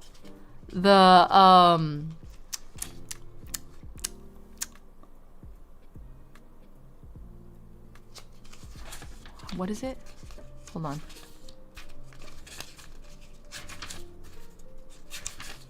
Why can't I find it? Oh, 车水马龙. I want to do this one. This is what I made the YouTube thumbnail on. Maybe this is an analogy, but I very much had stinky guys on the bus on the way to work every day. I know. I think that's what makes it such a relatable analogy, is that a lot of us are used to that like stinky loud guy on transit. And there's a variety of ways you can deal with the stinky loud guy on transit. You can fight them. You can be a horrible person and call the pigs on them. Like you can band together with your transit mates and like kick them off the bus. But like at the same time, you're also thinking like, oh, this stinky guy also kind of has, you know, like there's a variety of reasons I wouldn't want to fight the stinky guy on the bus or call the pigs on them or kick them out. Like at the end of the day, they're just there. Yeah. I keep mistaking the T-post for a possessed doll head and getting wait, this thing? The spout. Be a statue is legit advice. Oh, I like that. Yeah. It's like the I was trying to think of like there was I guess it made me think of like be bamboo, but I think it's a little different from being a statue. Yeah. Nezumi, that's okay. Good luck with work. Hello, Spectre. Okay, we took a huge detour there, but it was a good one. It was a great detour. I was very happy we took it. We're gonna do 车水马龙 because I made the thumbnail off of it, and it feels like false advertisement if we do not cover it. So if you're on YouTube side and you've seen the thumbnail, then you know that it looks like I literally was like car emoji, water emoji, horse emoji, dragon emoji, right? 车水马龙. It's literally those 4 words. It's car, water, horse, dragon. Chinese idioms, y'all. 形容车马来往不断，非常热闹. So it's a very simple meaning. It just means that like the horse carriages and the horses and the carts and everything, like everything is moving on the street and it's really, really busy. That's all it means. Okay, so it's an adjective. It's a descriptive term. All right, let's start reading. 马后是后汉初期非常有名的将领马援的女儿。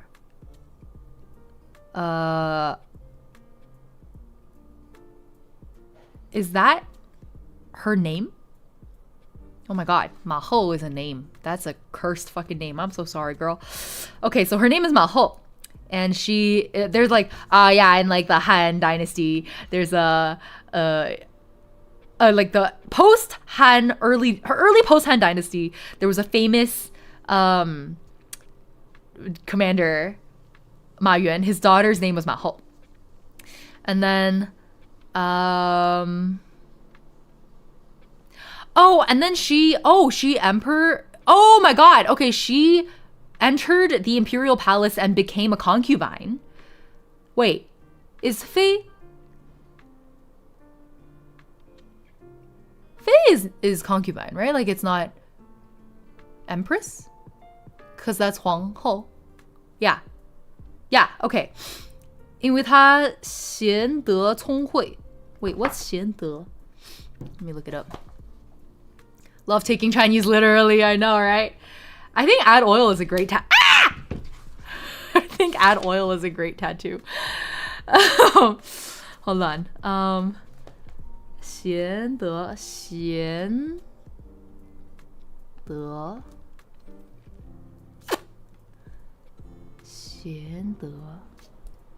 virtue and kind-heartedness. Okay. 贤德聪慧 just means hella smart. Okay, so this is virtuous and kind. I'm just gonna say virtuous. Anyway, so because she was virtuous and smart, 深得明帝宠爱. So she became a favorite of the emperor. Oh, and so she became the empress. 最后成为皇后，因此被称为马后。Oh, so her name wasn't actually Ma Hou. They just call her Ma Hou because she was the Huang Hou. Okay, I was about to be like, that's a really unfortunate name. Like, imagine if your name was Ma Hou. My name is behind horse. My name is horse rear. Anyway, they call Ma Hou Shoujo. What's up, Yan? Good to have you. Mahou Shoujo.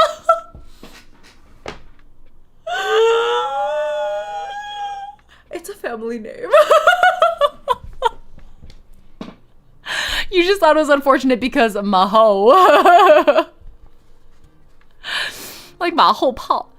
Oh, Spectre, this is Pleco, Pleco. Leo, thank you for the resub. Happy 22 months. Lurking here while I work. Hope I can pick up some stuff as a Canto speaker. Yeah, absolutely. I want to learn some Canto. I should bring on more Canto speakers to trade knowledge with. Yeah, this name is cursed in so many different ways. It's horse butt. It's Mahou Shoujo. It's Mahou. Okay. Anyway, so she was a virtuous and smart woman, and so the emperor really liked her. Out of his concubines, he made her empress. Perfect. Let's continue. And that's how she got this nickname, Ma Hou. 汉明帝死后，儿子汉章帝即位，马后自然成为马太后. So her son became the next emperor after her husband died, and then 汉章帝并不是马后的亲生儿子哦，因为马后无法生育。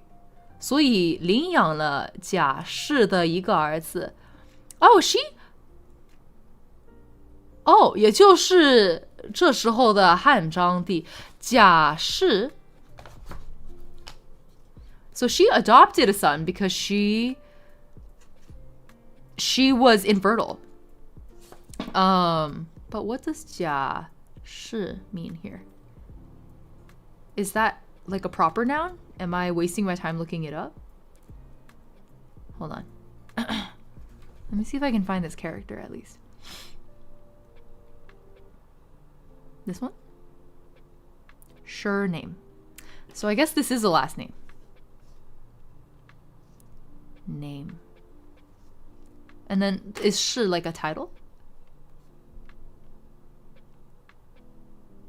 氏 Family. Yep. Clan. Okay, so the Jia clan. Family, whatever you want to call it. So she was infertile, so she adopted someone from the Jia family. And then this became the next emperor. 可是汉章帝对马后这位母亲非常尊重. Okay, but her adoptive son was very respectful towards her. 因为马后的一生不仅贤德，而且生活上也很简朴. So not only is she really virtuous, she also lives a really like minimal, simple life. 甚至还没有一些宫女穿得好. So she doesn't even dress as well as her like servants. 是天下人人颂扬的好皇后. Everybody in the world was like, wow, she's a great empress. 汉章帝曾经要求给马后的几个兄弟封一些官爵. Oh, okay. So her adoptive son, who's now the emperor, asked to give his adoptive mother's brothers some like, I guess, like government rank, like some titles. 却遭到了马后的拒绝. So she was like, no. 马后说，凡是向你讨好的人呐，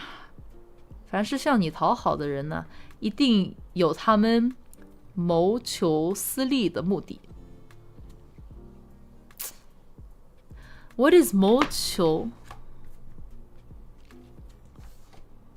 谋 is like a scheme. Okay, so basically like anyone who's trying to get cozy with you, like 讨好 would be like get cozy. Anyone who's trying to get cozy with you has like, they're like plotting something. They have goals. They have ulterior motives, which is what 谋求私利的目的 translates to. And then 我上一次回家的时候看到你的这些舅舅们一个一个都很阔绰. I don't know what 阔绰 means. Let's look up 阔绰. To drink shame in the face? EOS, and what's the Chinese, is that a Chinese idiom? 阔绰.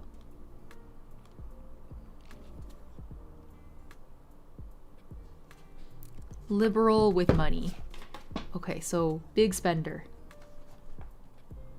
Big spender. Uh-oh, big spender.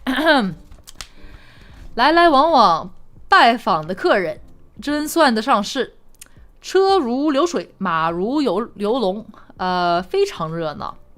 Okay, so basically, the last time she went home, she saw her brothers. So she was like, your uncles, as in her brothers. They were all like spending a bunch of money, had a bunch of guests. And she uses a saying here where she says, 车如流水，马如游龙, as in like the cars were like flowing water. And 车 in this case would be like carriages. The carriages were like flowing water and the horses were like swimming dragons.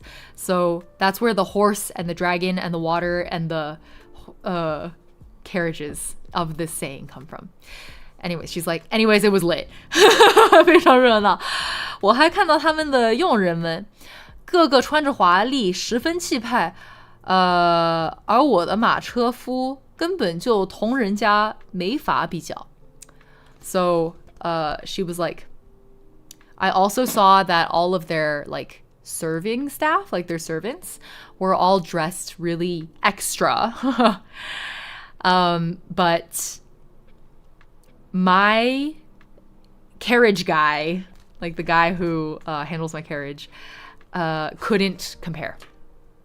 And then 我当时费了好大的力气压制自己，没有发脾气，责备他们。So at the time it took me a great effort to hold myself back, and I didn't get mad or like blame them, I guess. 不过从那次以後，我就再也不給他們生活上任何補助了。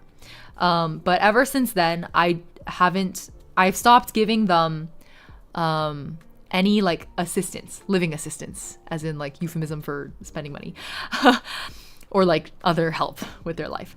目的就是讓他們閉門思過。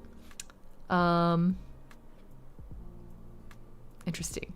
My aim was to have them like basically be put on timeout and think about what they've done. But let me make sure that the 閉門思過 is what I think it is here.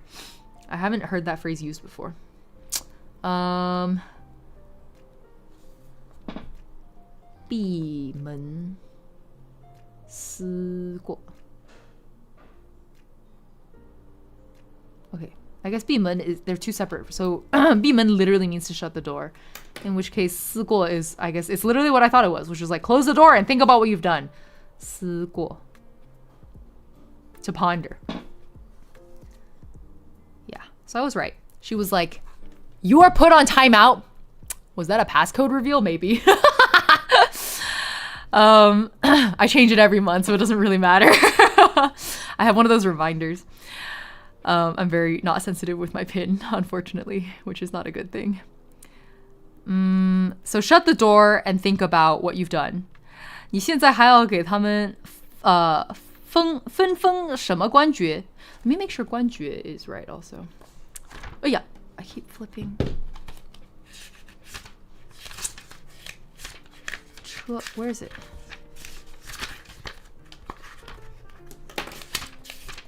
I keep losing it. Okay, here we go. 官爵. I think I was right? 官爵 is just rank. Yeah. Okay. I'll just make sure. Okay.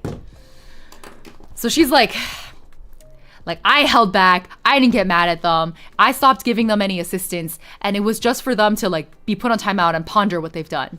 But now you want to give them like government rank? You can't do that. So that's the story, basically. It's just like telling the conversation. Or rather, telling the story of like an empress who was very conscientious about living like a simple, understated life. And in the telling of this story, there is a phrase that she uses where she's like, yeah, my brothers were their house was so lit, so busy that they had... It was carriages flowed like water and horses swam like dragons. And then the like carriage, water, horse, dragon became the simplified version of like super busy, super active traffic. So that's what 车水马龙 means. Okay, 从马后身上你能学到些什么呢? That's what the childish reflection box here is saying. And then let's look at the oh sorry, I didn't translate it. It's just like the what can you learn from the moral of this story? Like what does the story of this empress make you think about? Basically it's like, oh, you should live like a simple life and not be too super extra, like whatever. Anyways, the example usage. 长安街上车水马龙一片繁华景象. So it's just describing like a really busy street, basically. Anyway, very simple. It's a neat story. It's also a very simple, common type of Chinese fable? I don't know. What's the name for like a story that has like a moral? I feel like a lot of fables have morals, but they don't all do that. Anyway, saw the title and felt years of failed Mandarin weigh on my shoulders. That's okay. We're here to fail Mandarin together. The point isn't to be good. The point is to just try and get a little better, which is what we're here to do. 小说 maybe. I think fable is correct. Hashtag stay humble is in fact the learning. Yeah. I love the revival of learning Chinese language and dialects. I've been learning what's Taigi? Oh, you're learning Hakka. What's Taigi? What is that from? Is that a dialect? The diaspora feeling of, oh, I've never heard this word in my second language before. Exactly, Spectre. What was next to the older character's eyes in the illustration on the other side? Oh, I think that's probably meant to be a sweat drop. Oh, 台语. Oh! Oh! And Hakka. That makes sense. Yeah. That makes sense to learn together. Wait, let me see what this comic says. 儿子，今天是你的生日，想要什么礼物啊？我要玩遥控车，喝汽水，骑木马，看恐龙大片。What does that have to do with anything? Dad's like, hey son, today's your birthday. What gifts do you want? And the son's like, I want to play with remote control cars, drink soda water, ride wooden horses, and watch a dinosaur movie.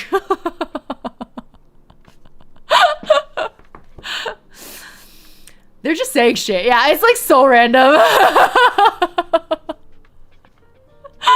You need an audiobook version of this. I do not own the copyrights to this book. Even just streaming it is like kind of pushing my luck, to be honest. But I was like, honestly, yeah, sue me. Okay, here's the full copyrights. If anyone wants to tell on me, you can call these people or email them. And they can, I'm sure they will send lawyers.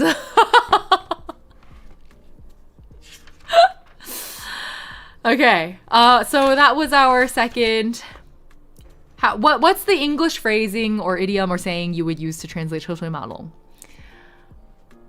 I think I would go with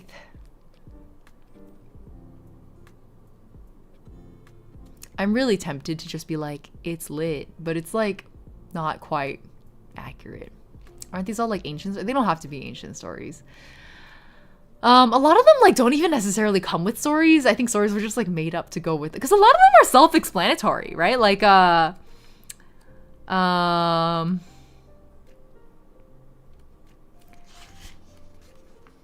don't know, like 察言观色 is a pretty self-explanatory one. It's like investigating the language and observing the countenance. Like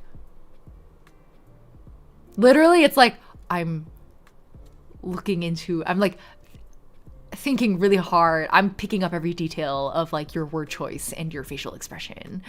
Like it's really obvious what it means. And then 不屈不挠 is also like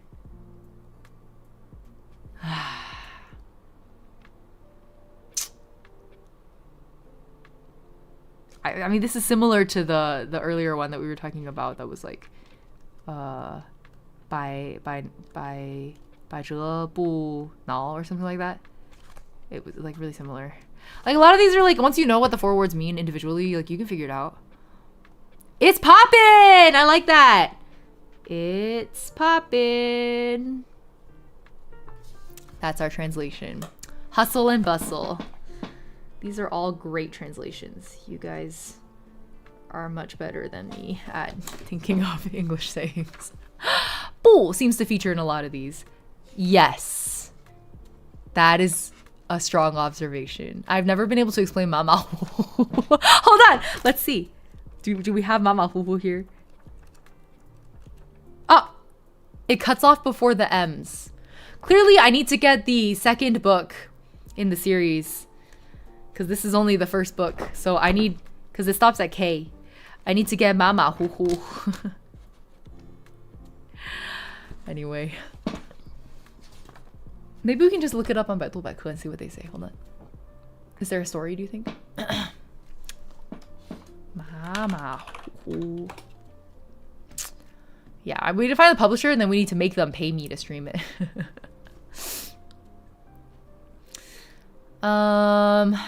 Oh, 还真的有成语故事哦。好，我读一下。这就是光读百度百科了。It's not. I'm just reading like the Chinese equivalent of Wikipedia. All right， 人们都喜欢用马虎来形容某人办事草率或粗心大意。殊不知，在这个俗语的背后，原来有一个血泪斑斑的故事。Okay, so the translation is everybody likes to use the phrase 马虎 as in like horse tiger to describe people who like are careless when they do things. But you could scarcely imagine that behind this saying, there's a bloody story. It's describing 形容像马和虎一样，没有人的机智头脑。It's describing that horses and tigers are the same. They don't have man's big brains. 宋代时，京城有一个画家，作画往往随心所欲。So, in the Song Dynasty, in the capital, there was an artist, and the artist was often really like go with the flow. And 令人搞不清他画的究竟是什么。So he really like, oh, whatever, I'm just gonna draw whatever I want. And then people were like, what the hell are you drawing? We can't tell.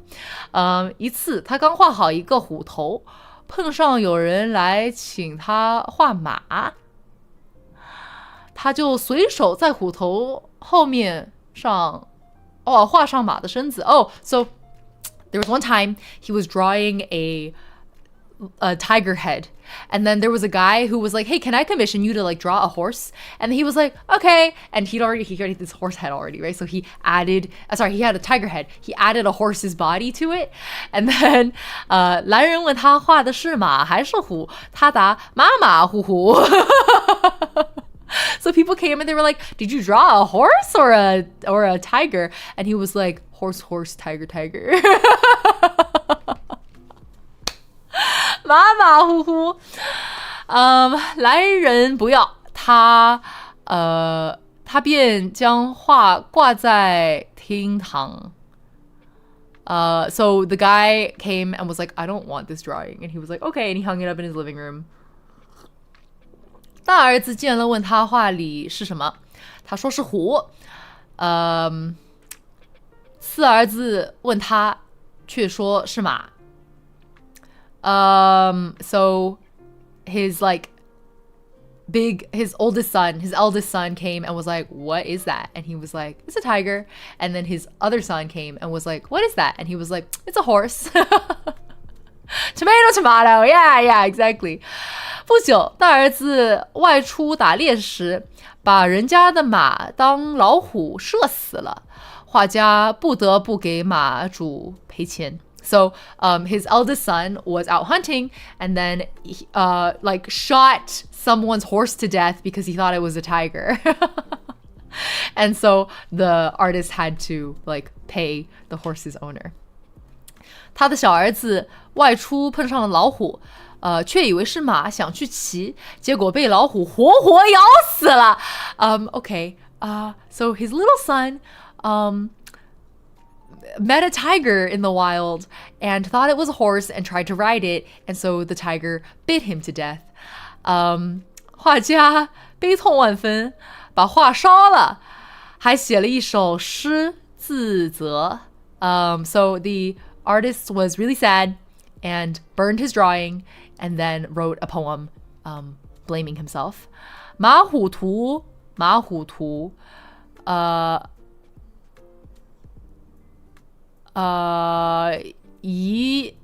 似马又似虎，长子依图射死马，次子依图喂了虎。Oh my god, what is this poem? 曹堂焚毁马虎土。草堂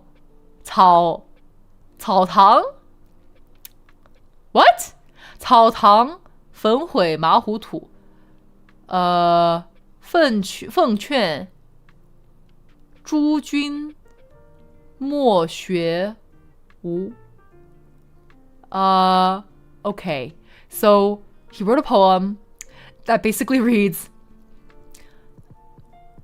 should I just do a literal fucking translation? Horse tiger drawing. Horse tiger drawing.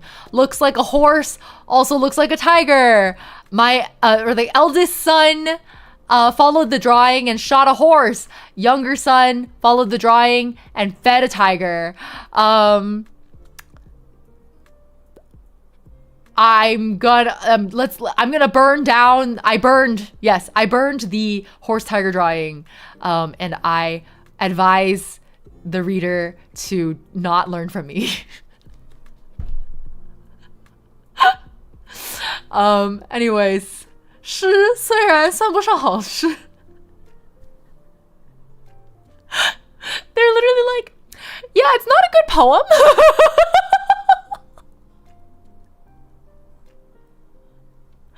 但这教训实在太深刻了，从此马虎这个词就流传开了。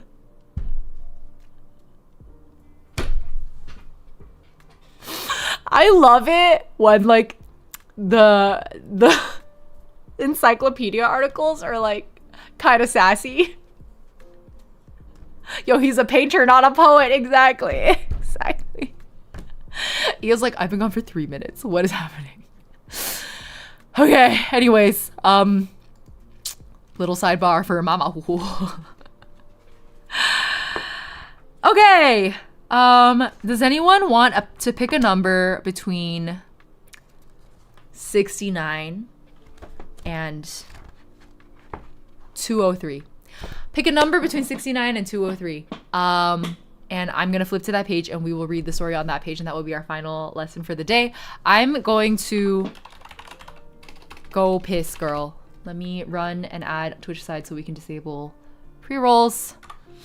I'll choose one of your guys' numbers. Just drop them. BRB.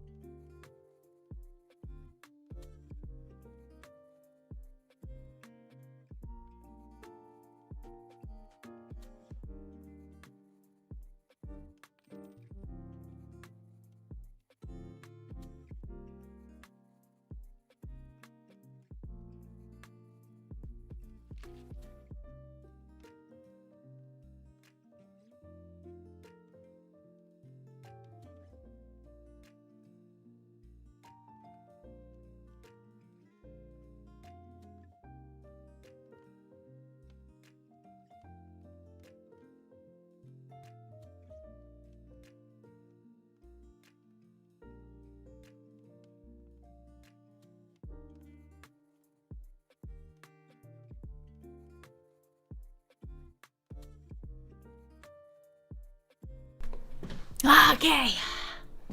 Hello. Oh. We got a lot of 169s. It looks like we're gonna do 169. Whatever's on page 169. We got a 196 from a nobody person on YouTube too. Let's look at 169 and then also 196. So 169 is 防微杜渐.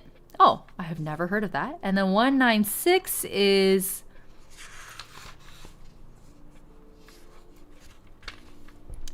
高枕无忧. Okay, let me read the descriptions for both of them. So this one says 防微杜渐. 微 is 微小, so small. 指事物的苗头. 杜 oh my god, this is so hard to read. 杜阻止. 渐事物的开端. Oh, so 渐 and 杜 oh no. 渐 and 微 both kind of mean like the beginnings of things. And then it means 坏事刚露头就加以阻止.不让其发展. Okay, so like it means to stop something really to stop something bad right as it begins and not let it develop. And then this one is 高枕无忧. So 垫高枕头安心睡大觉，形容无忧无虑，引申为思想麻痹，失去警惕性。I think I'm more curious about this one because it's harder to imagine what the story is here, because it literally translates to, if you sleep on a high pillow, you'll have nothing to worry about, which is like so we're gonna I just realized I didn't actually set my commercial to go. That's whatever. Okay, let's do this one. Yeah, that sound good? We'll go 196. We'll go with nobody person's 196. Yeah. Oh shit, I need to steep tea and then we go. Hey.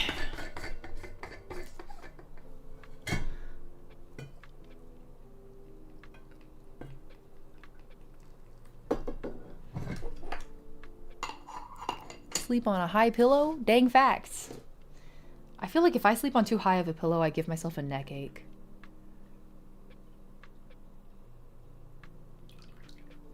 All right. The way the top was perfectly set to frame. What? The top?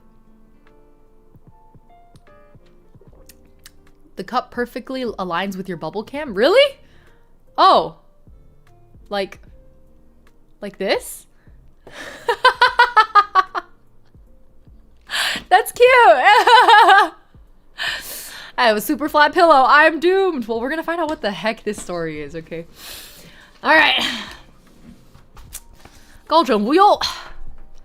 来，读成语故事 Part 3。孟尝君是啊，怎么又是战国时期呢？我们怎么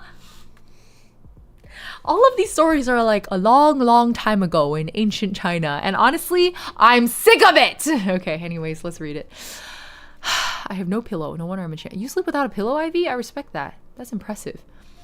Okay, 孟尝君是战国时期齐国的大贵族，姓田，名文。So anyways, 孟尝君 is like their name. They were from the Qi nation during the Warring States period. That's what 战国时 just whenever you see 战国, that just means Warring States. And they were a 贵族 would be like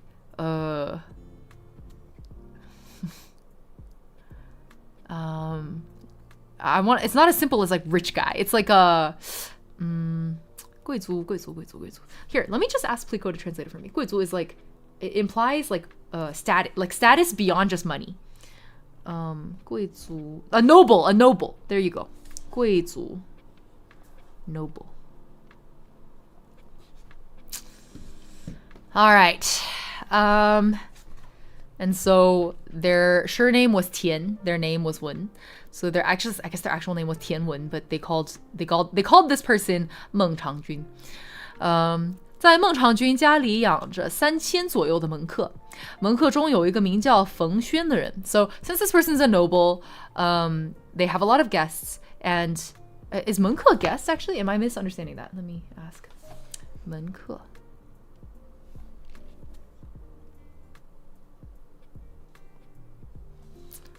Oh, like a noble family's hanger-on, like a visitor in a noble house. Yes, I was right.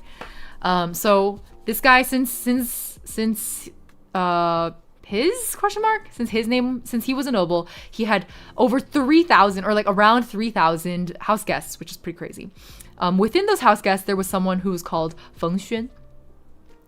一次，孟尝君让他到薛地去讨债。讨债什么意思？讨债。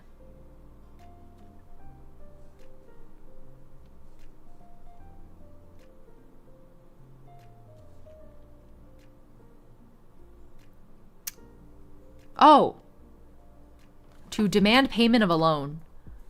I'm just gonna say loan shark. Loan shark. 冯轩临走的时候 so at one time he asked this Feng Xuan guy to go like get a loan repayment for him. 冯轩临走的时候问孟尝君，请问我替您收完了债，还要再买些什么带回来吗？ So this guy's like, okay, I'll go out and run this favor for you. I'll go get this loan back. After I get it for you, is there anything you need me to like buy and bring back? I know, 3,000 is insane. Influencer. I'm never saying noble again. You're right. Nobles are just influencers? Question mark. 孟尝君回答，你就自己看着办吧。你看我这里缺些什么，就买些什么回来吧。So he responds to this guy. Yeah, you can make the call. If you see anything that you think I'm missing here, just buy it and bring it back. So 冯轩到了薛地，立即叫地方官把所有的债户都召集起来，然后向他们宣布。So he shows up and asks the I guess the people in charge to get all of the people who owe money to gather. And then he announces, 孟相国体恤你们，哎，这什么意思？孟相国体恤？ I'm gonna look these up. I don't know what any of that means. I don't know what any of that means. Is it 体恤?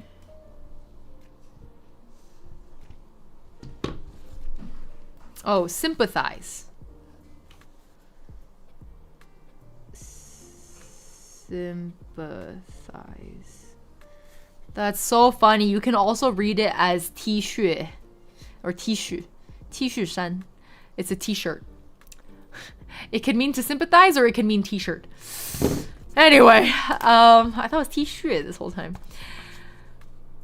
孟相国体恤你们，生计艰难，很不容易。这次特地派我来告诉大家，你们的债不用还啦。So he shows up and he's like, all right, gather all the people who owe money. And then I'm going to announce. And I'm announcing that 孟相, our guy who leads this area, he understands that you guys live really difficult lives. And so he sent me to tell everyone that you guys do not have to return your debts. 说完之后，当着大家的面就把债据全部烧毁。So then in front of everybody, he like burns the IOU like slips. 债户们看到之后，一个个喜出望外，齐声赞颂。于是冯轩就乘着空车返回。So after he burns the debt slips, everybody's like super happy and they're praising their lord. And Feng Xuan rides an empty car home. 孟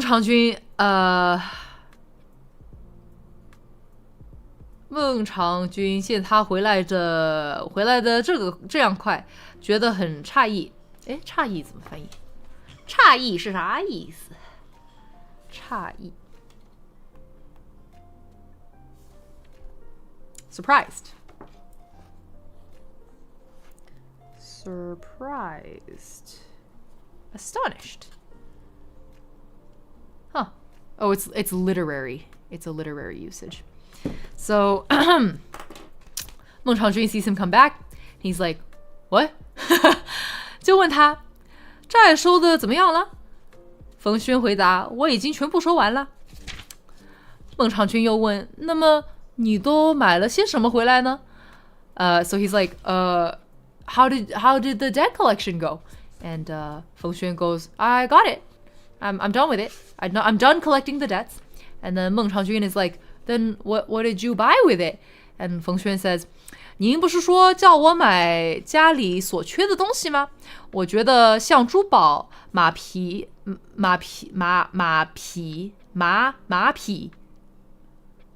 啊，这些能why is this reading funny in my head？ 马匹，这些您都已经有了。So he was like, didn't you tell me to just buy whatever you feel is missing in the household?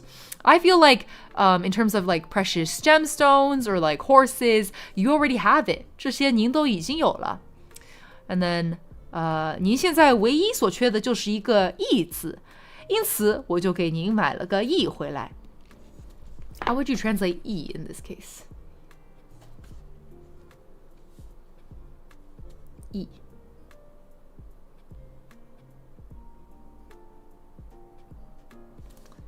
E translates as like human relationships or justice. Interesting. Okay.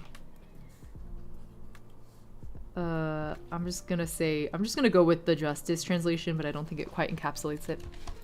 Okay, so he was like, yeah, so you're not missing like gemstones or horses. So I think the one thing you're missing is, I don't know, like justice / human relationships. So I bought you that. 紧接着，冯璇就把他在薛地宣布免偿债款，并当众焚毁债据的当众焚毁债据 ，That's how it's supposed to 的事告诉给孟尝君。So he's like, he basically told the story of announcing the debt relief and then how he burned the debt slips in front of everyone. He told Meng Changjun. Humanity. I like humanity. Let's go with humanity as a translation. 孟尝君听后，心中虽然不乐意，可是事已至此，也没有什么办法了。So he heard the story, the noble heard the story, and he wasn't like happy about it. 虽然不乐意 not happy, but 事已至此 it's already happened, so there's nothing you can do about it. 也没有什么办法了。OK, 1年后，孟尝君被免去了相国的职位，只得迁回薛地去居住。没想到竟受到了老百姓的夹道欢迎。So 1 year later, he lost his title, and then he had no choice but to return to the same lands to live, and didn't think 没想到，受到了老百姓的夹道欢迎。So he didn't expect that I guess the commoners, like the villagers, would give him a really warm welcome. 孟尝君很受感动，也终于理解了冯谖的做法。He was really moved by this and finally understood why 冯谖 did what he did. 他对冯谖说：“先生给我买的义，今天我才真正看到了呀。” So he told the 冯谖 guy who did the debt relief, he said, the humanity that you bought me, today I finally saw it for real. 冯谖说：“狡兔有三窟。” That feels like that's another Chinese saying that I'm not familiar with. What does 狡兔有三窟 mean? 才得免去被捕杀的危险。狡兔有三窟，这我搜一下，词典里会有吗？这样一句，狡兔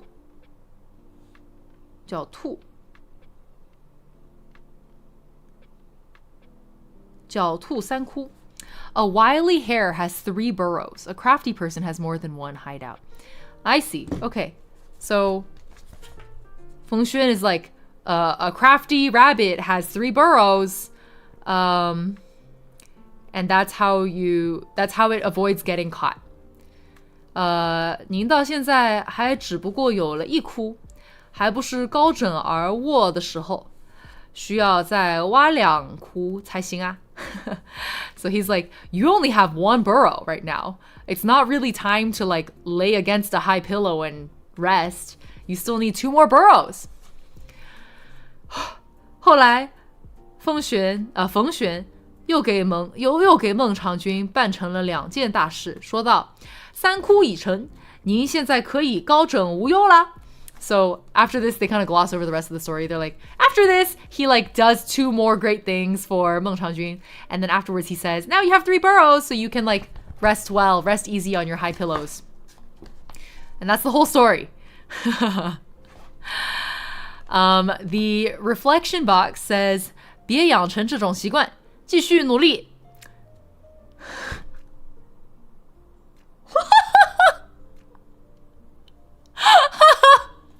It's like, don't get used to this kind of, like, don't get this kind of bad habit. You gotta keep working hard. It's saying, like, don't just lay up against these high pillows and chill out. Like, you gotta keep working, bitch.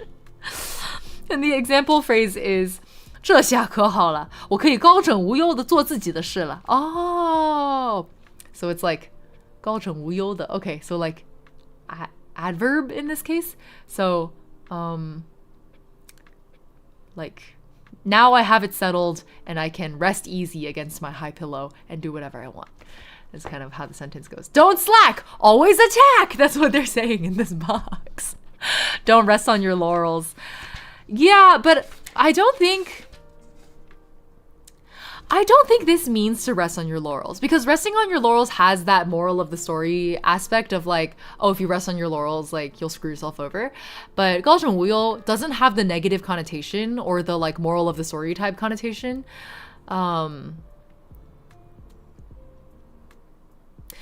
I think it literally just means like sit back and relax. Because the final sentence reads, now you have 3 burrows, so you can 高枕无忧, right? What's the Pac-Man looking kanji? Mikachu, you calling these kanji is giving me psychic damage. Which word did you see? The Pac-Man looking? Pac-Man looking. This one? 习? 习 means a bunch of things, but it usually is along the form of like practice is how I would translate it. 练习 would be to practice or to rehearse. 习惯 would be like an accustomed habit. And so it has that habitual connotation to it, or practice, or repeated connotation. Okay.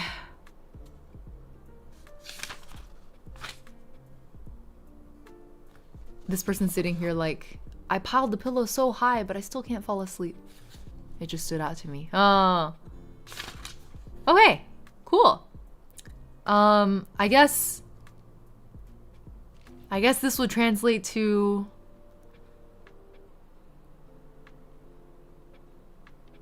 literally 高枕无忧. I was gonna say like sit back and relax, except it's, no, I guess it is. I guess it is sit back and relax. Yeah. Sit back and relax. And it doesn't have the like negative connotation of rest on your laurels, which is why I don't translate it that way. Okay, cool. Let's review. We have 高枕无忧, which we just did. It's to sit back and relax. The sample sentence is 这下可好啦，我可以高枕无忧的做自己的事了。Like now I'm all set. I can 高枕无忧 and do whatever I want. And then we also read 车水马龙.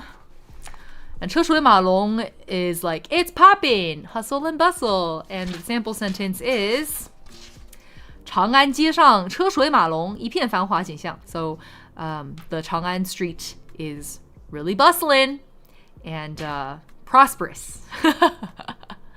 Wouldn't piling pillows make it harder to sleep since the neck is so stretched? I think it's like a medieval thing. Do you remember how like, I don't know if you guys learned this also. I learned somewhere that like in medieval times people sat up to sleep. It was like a really common thing. They would like lean on really high pillows to go to sleep. That's why like medieval beds are so short. It's because you weren't meant to like lay down flat on it. You were like pillowed up like you were sitting. Okay, and then our first one that we read today was, which one was it?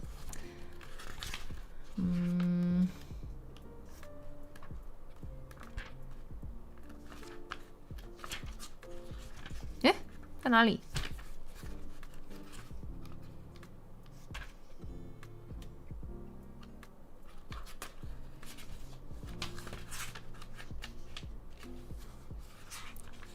是这个吗？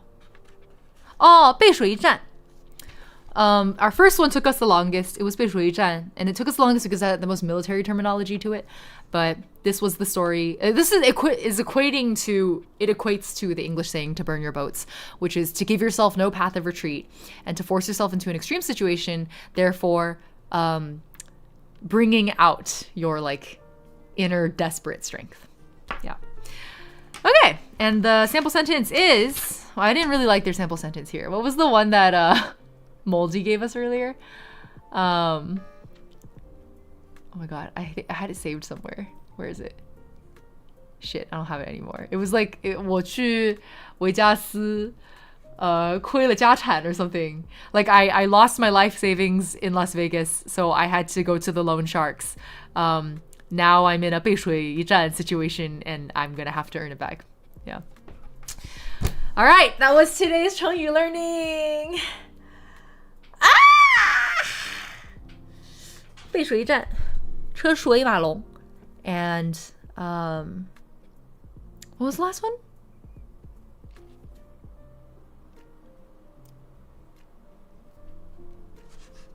Something about pillows? How did I blink so? I literally just read it. Oh, no.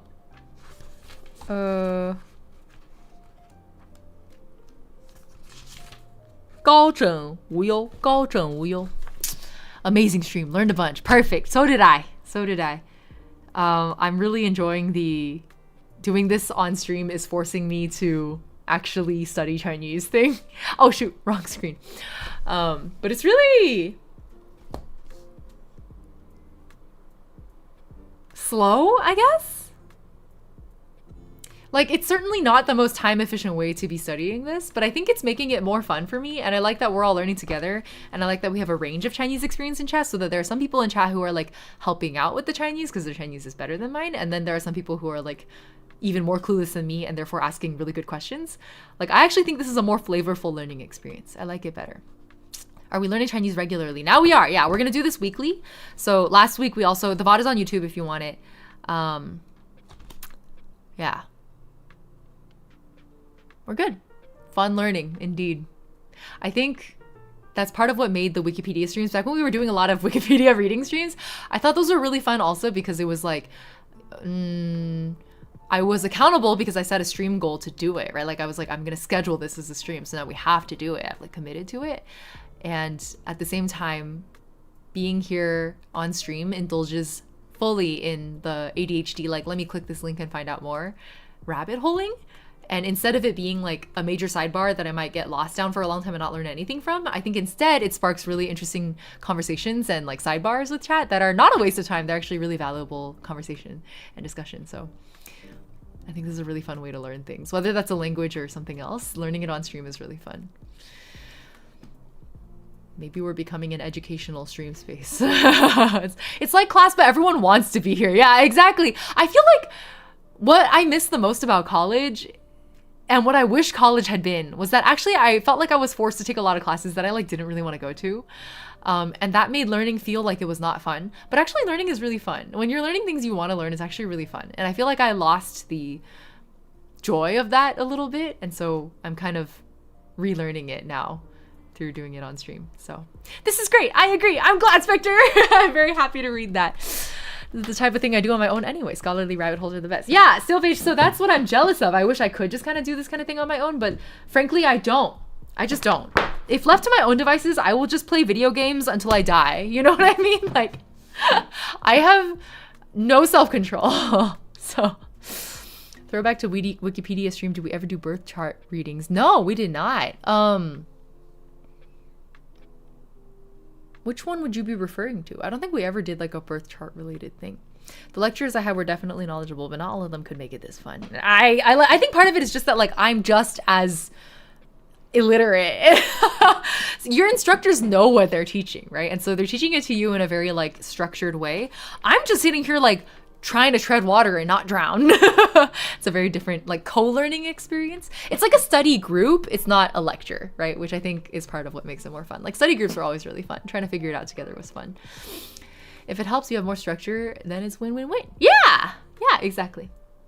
All right, that's perfect. Next stream, I already have the YouTube stream reservation up. There's a horror game that just released literally a week ago on July 31st. It's called Dead Take. They have a lot of cameos from like really famous voice actors. Like Asterian's voice actors there, Sea Dog VA is in it.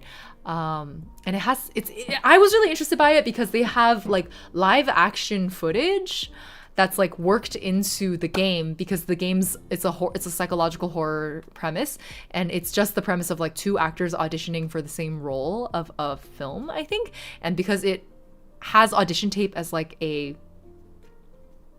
part of the plot, they have a lot of actors in it. And so I think we're going to see a lot of like fake audition tape cameos from actors that I'm really excited for. And also I'm curious about those sort of like live action 3D exploring video game kind of integration and how they pulled that off.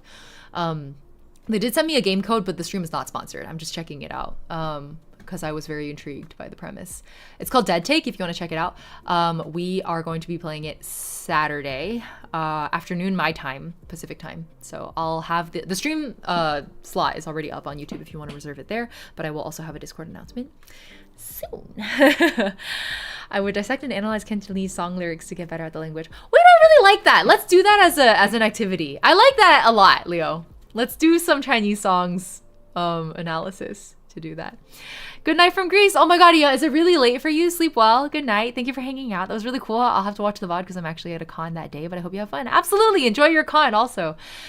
Okay. Perfect. Let me find someone to raid.